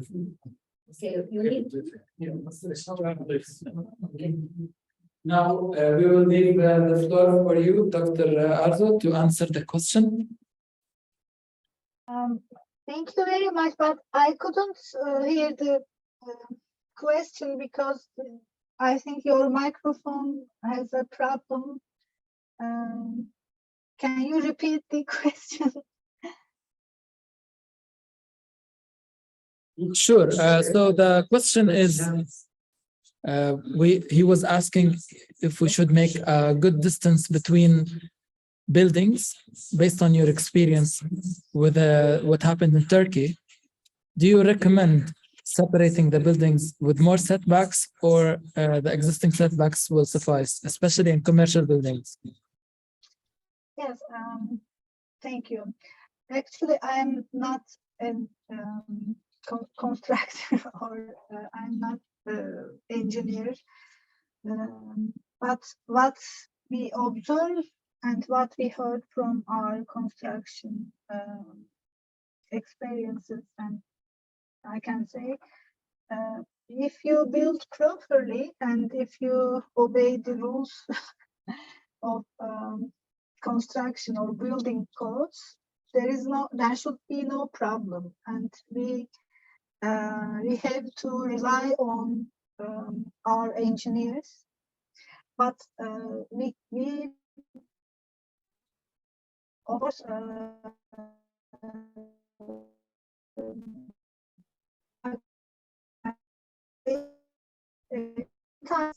a culture of such buildings, or it is an identity of the local area. For example, building unseparated, constructing unseparated buildings, but it can have a destroying effect, and buildings can collapse. But if we obey the rules and if we make proper designs, as Professor Hanan said and told all the engineering issues, I think there will be no problem.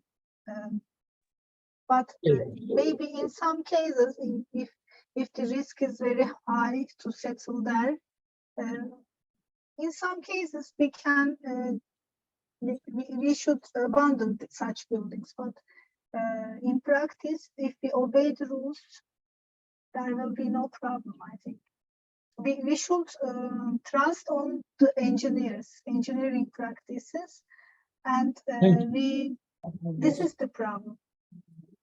That's wonderful. Thank you. So, in a nutshell, if you want to conclude, you also agree with Dr. Hanan on having a seismic gap between buildings, and it should account for and heavily monitored by engineering associations and other institutions who are reinforcing the building codes. Now we move to Dr. Rania. She also has she wants to add something, and also maybe she has some questions for Dr. Hanan and also for Dr. Arzu.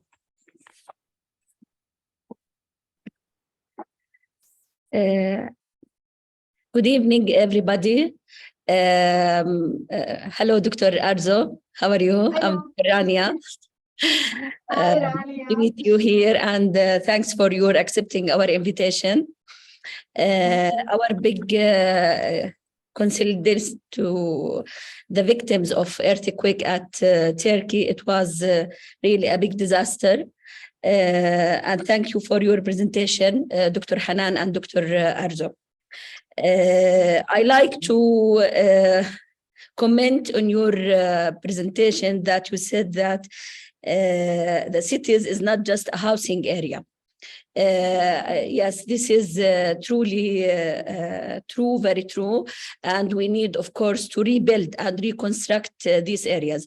I want to ask you a question that I heard that some places, some districts at the city of that harm from the earthquake will not be again reconstructed, since it was very harmed with the earthquake, and it may be again the earthquake coming again. I don't know what's your data about these things. Could you tell us about this thing? For my opinion, thank you for this question. For my opinion, and it's for maybe many of the urban planners' opinion, we should construct cities at the same place. We shouldn't move them into other places. Yes. After earthquake damages, because of course we need good soil properties, and maybe in some cases we should prevent or we should avoid the construction practices if the soil is not suitable. Yes. But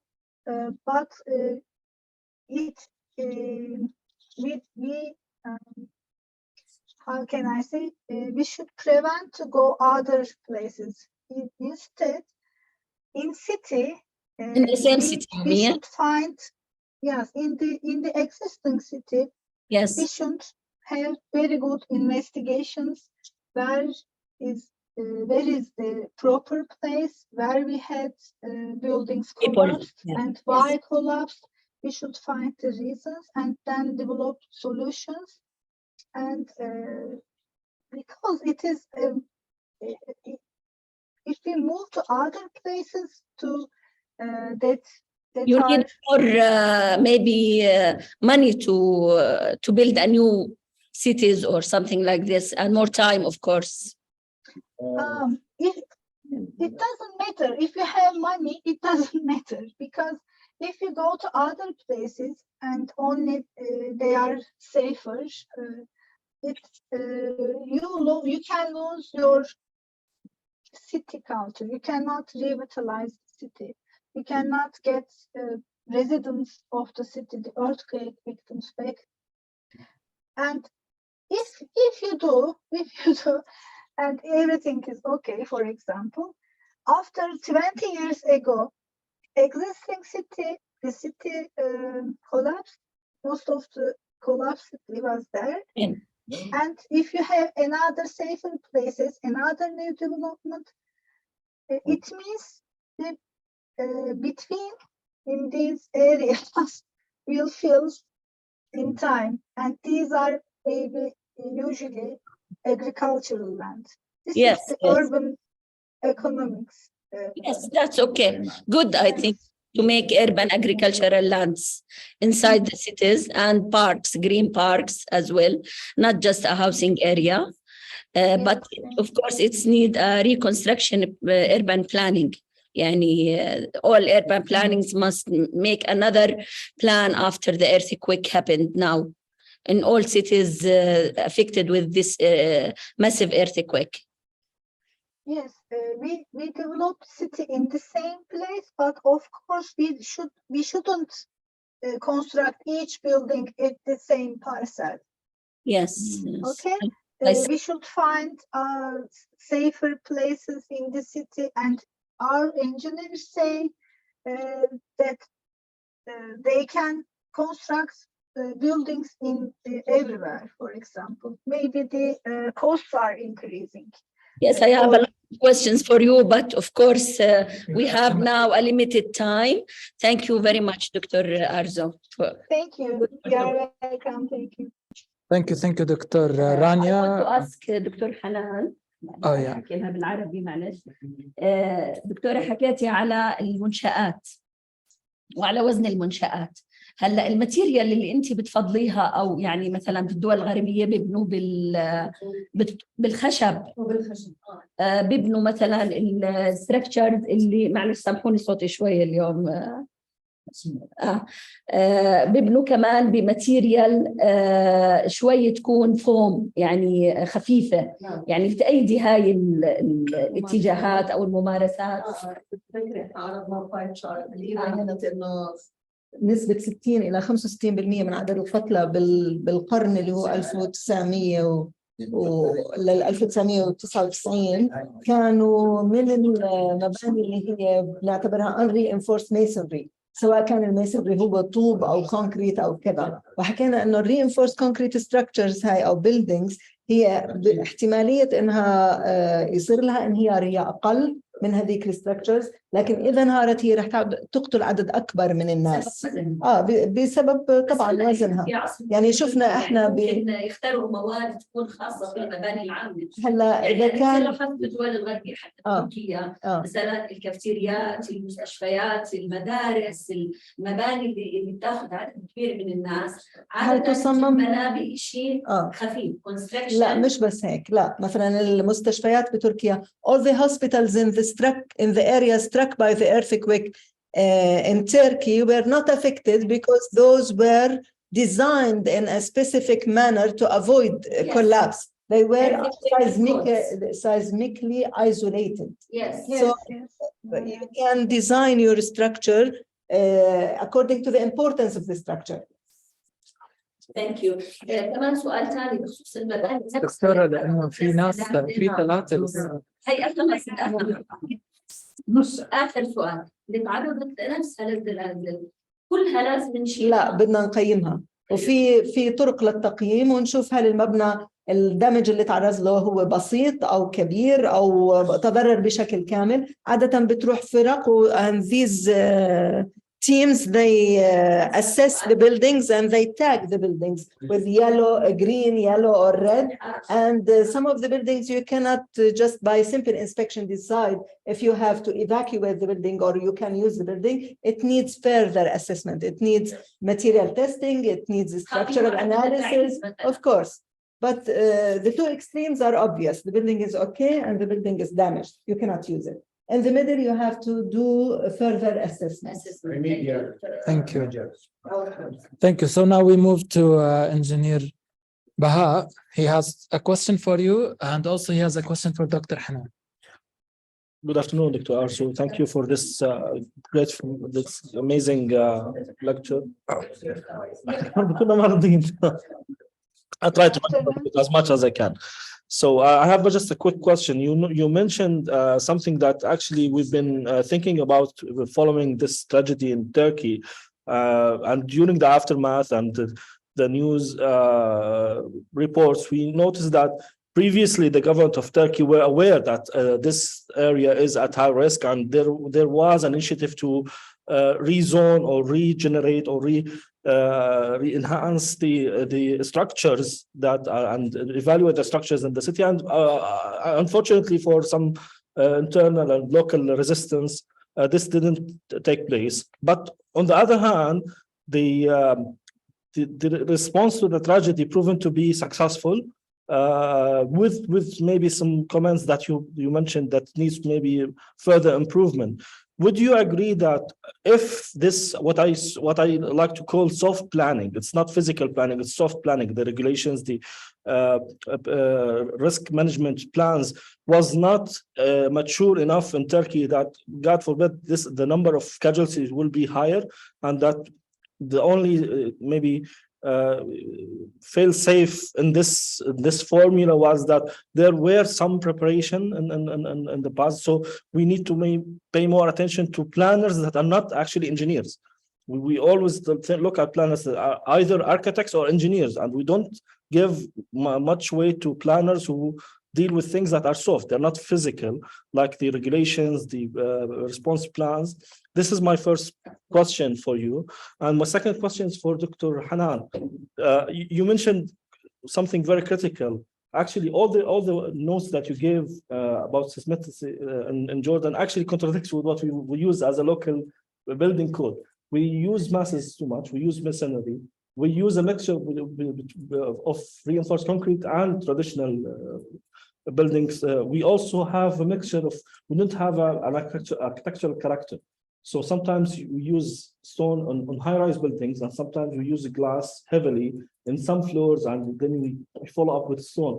So, and also the factor of the gaps, the setbacks, etc.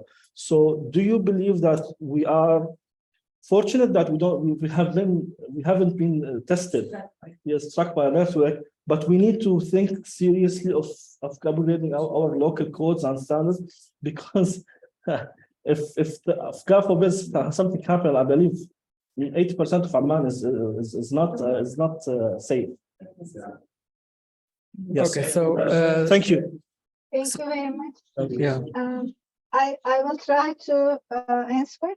Actually, in Turkey, we have problems in urban planning, and urban planners are suffering most of the problems because how can I say, we have very good knowledge.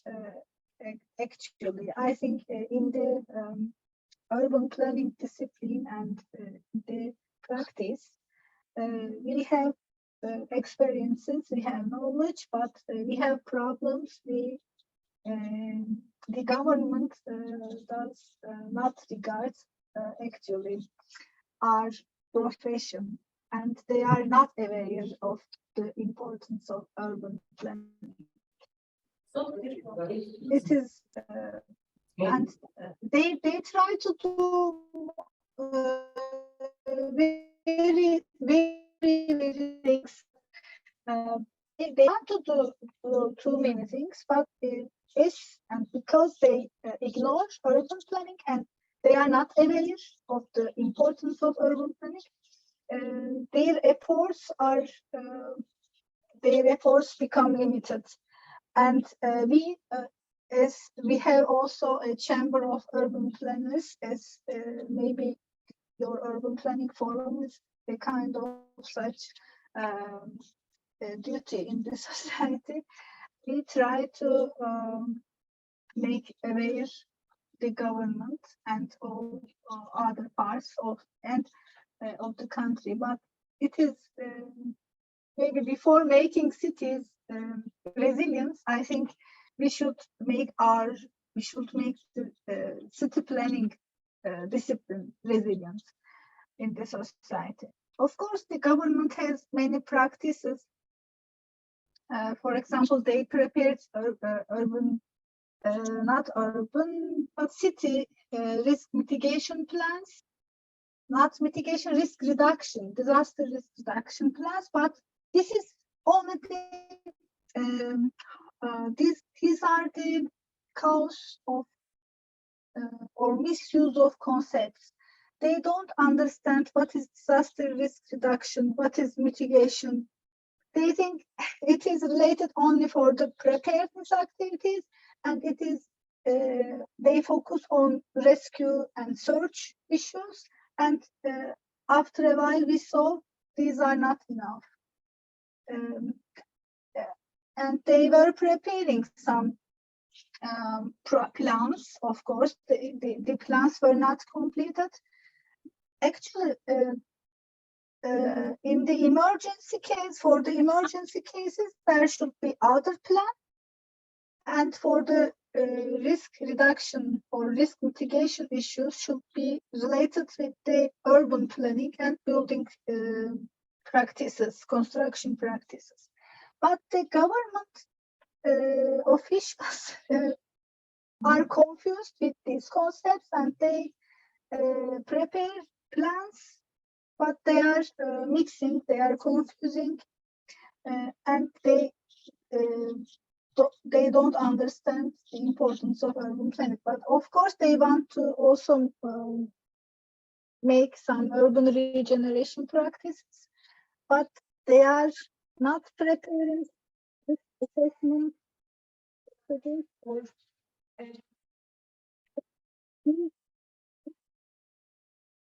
how can I say this? Urban regeneration practices are ignoring this assessment. Yeah, I understand you completely, Professor. But we also have to take a note from Dr. Hanan about the other question, Okay. and we will get back to you on. We have 2 more questions remaining, and we just a reminder for everyone: we're supposed to finish soon. We already passed 30 minutes of the planned session, which because of how important the topic is. And we have another question for Dr. Hanan, and then if we can give 2 more questions, that would be great. So we can wrap it up and then give recommendations and conclusions and next steps. So Dr. Hanan, the floor is yours. Okay, so we have codes in Jordan. Our codes started back in the 1980s, and the first seismic code was enforced in 2005.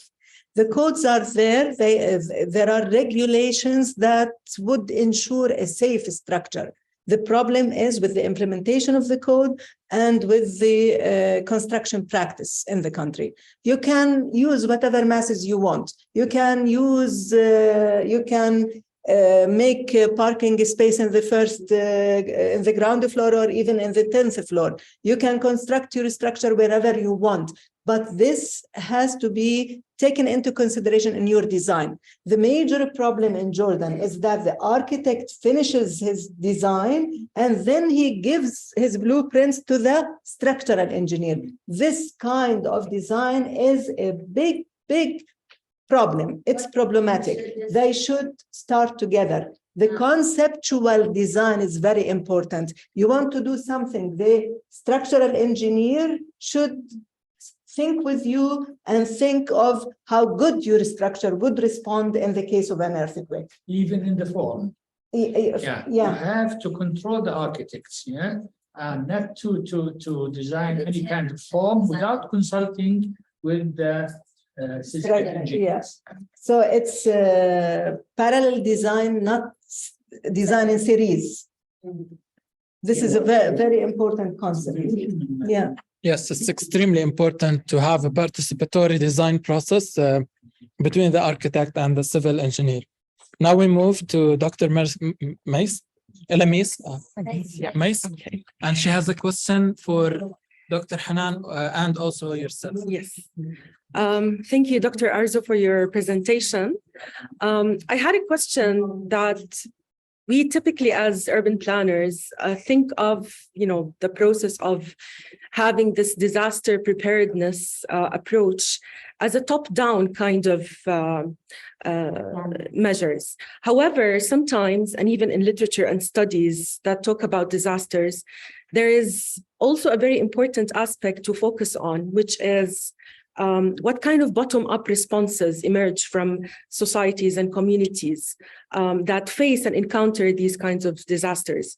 And I wonder from the stories that you heard or from any emerging studies or assessment that you came across, whether there were some kind of community governance and community initiatives that were as important in highlighting the aspect for preparing communities, not necessarily from a governmental action point of view, but from, kind of the social capital and the importance of having this solidarity, organizing, the community organizing itself and mobilizing to prepare for such a disaster. So I wonder if you came across any kind of initiatives that occurred during these catastrophic times.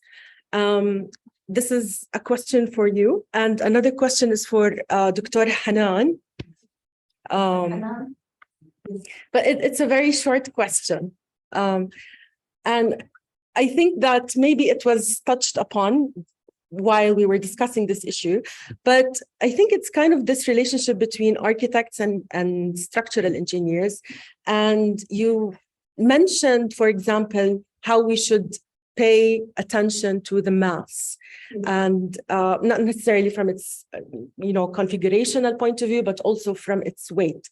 And I don't know if it's a misconception we have, or if it's a myth, or if it's a reality that sometimes structural engineers are said to over-reinforce the buildings, or even think about, the weight of the structures in a way that might not be, conducive to the minimal requirements, but sometimes they care so much for safety that they introduce this extra weight, over design. So I was wondering whether you can comment on that later on, but yeah, that's nearly my two questions.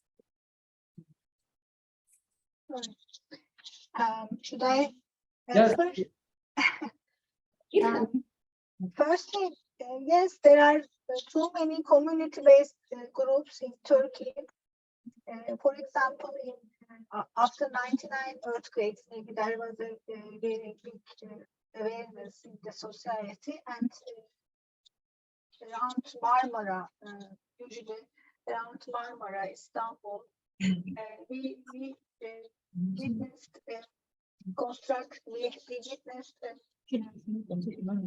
such community preparedness groups, but they continued.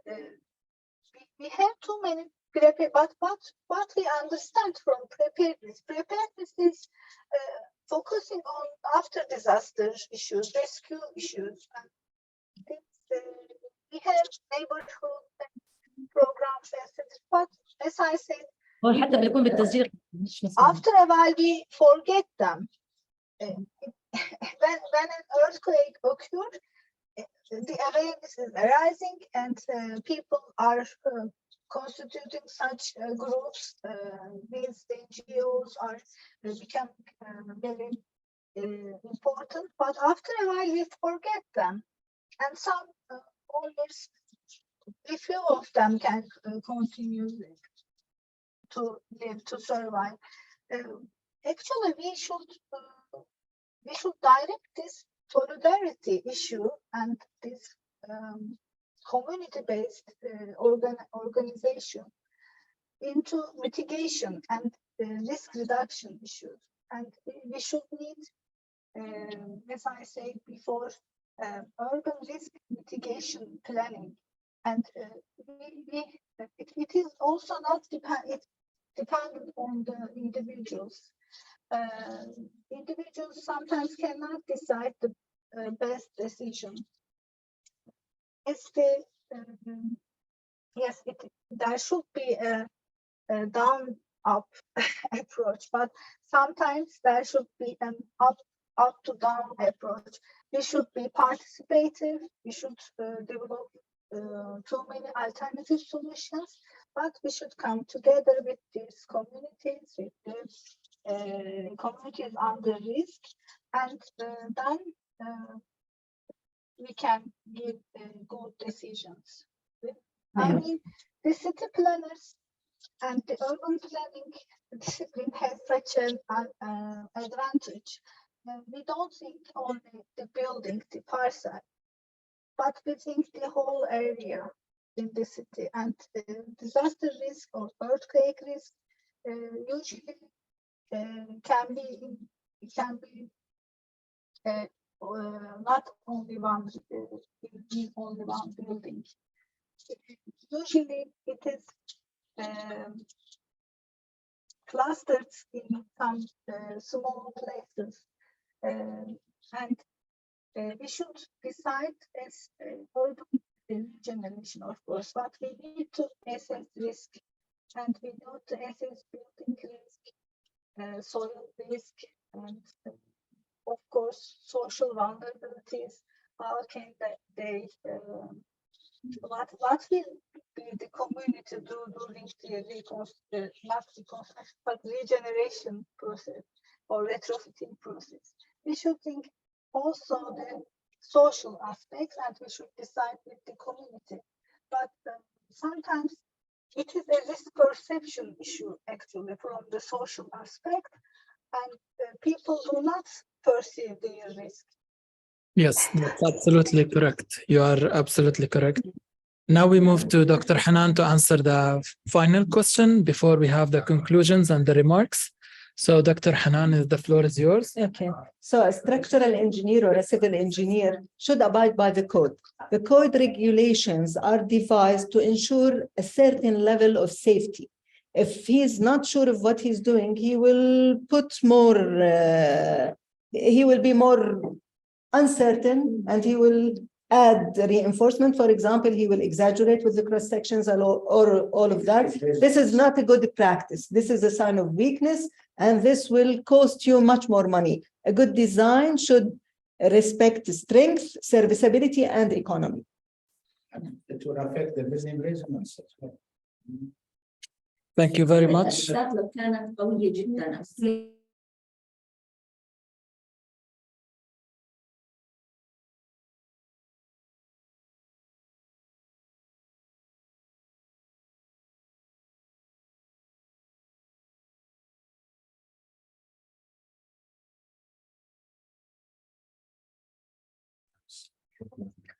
Thank you, Dr. Suzan, for being with us. وطبعا بشكر الحضور. كنا بنتمنى حقيقة إنه يكون الحضور أكثر من هيك، لأنه إحنا في المنتدى بنعمل اللي علينا ونأمن الفينيو ونأمن المتحدثين اللي حقيقة يعني مش بالسهولة تصلهم، وهم added value للأردن وللعالم زي حضرتك دكتور سوزان. فبشكركم أستاذ سوزان.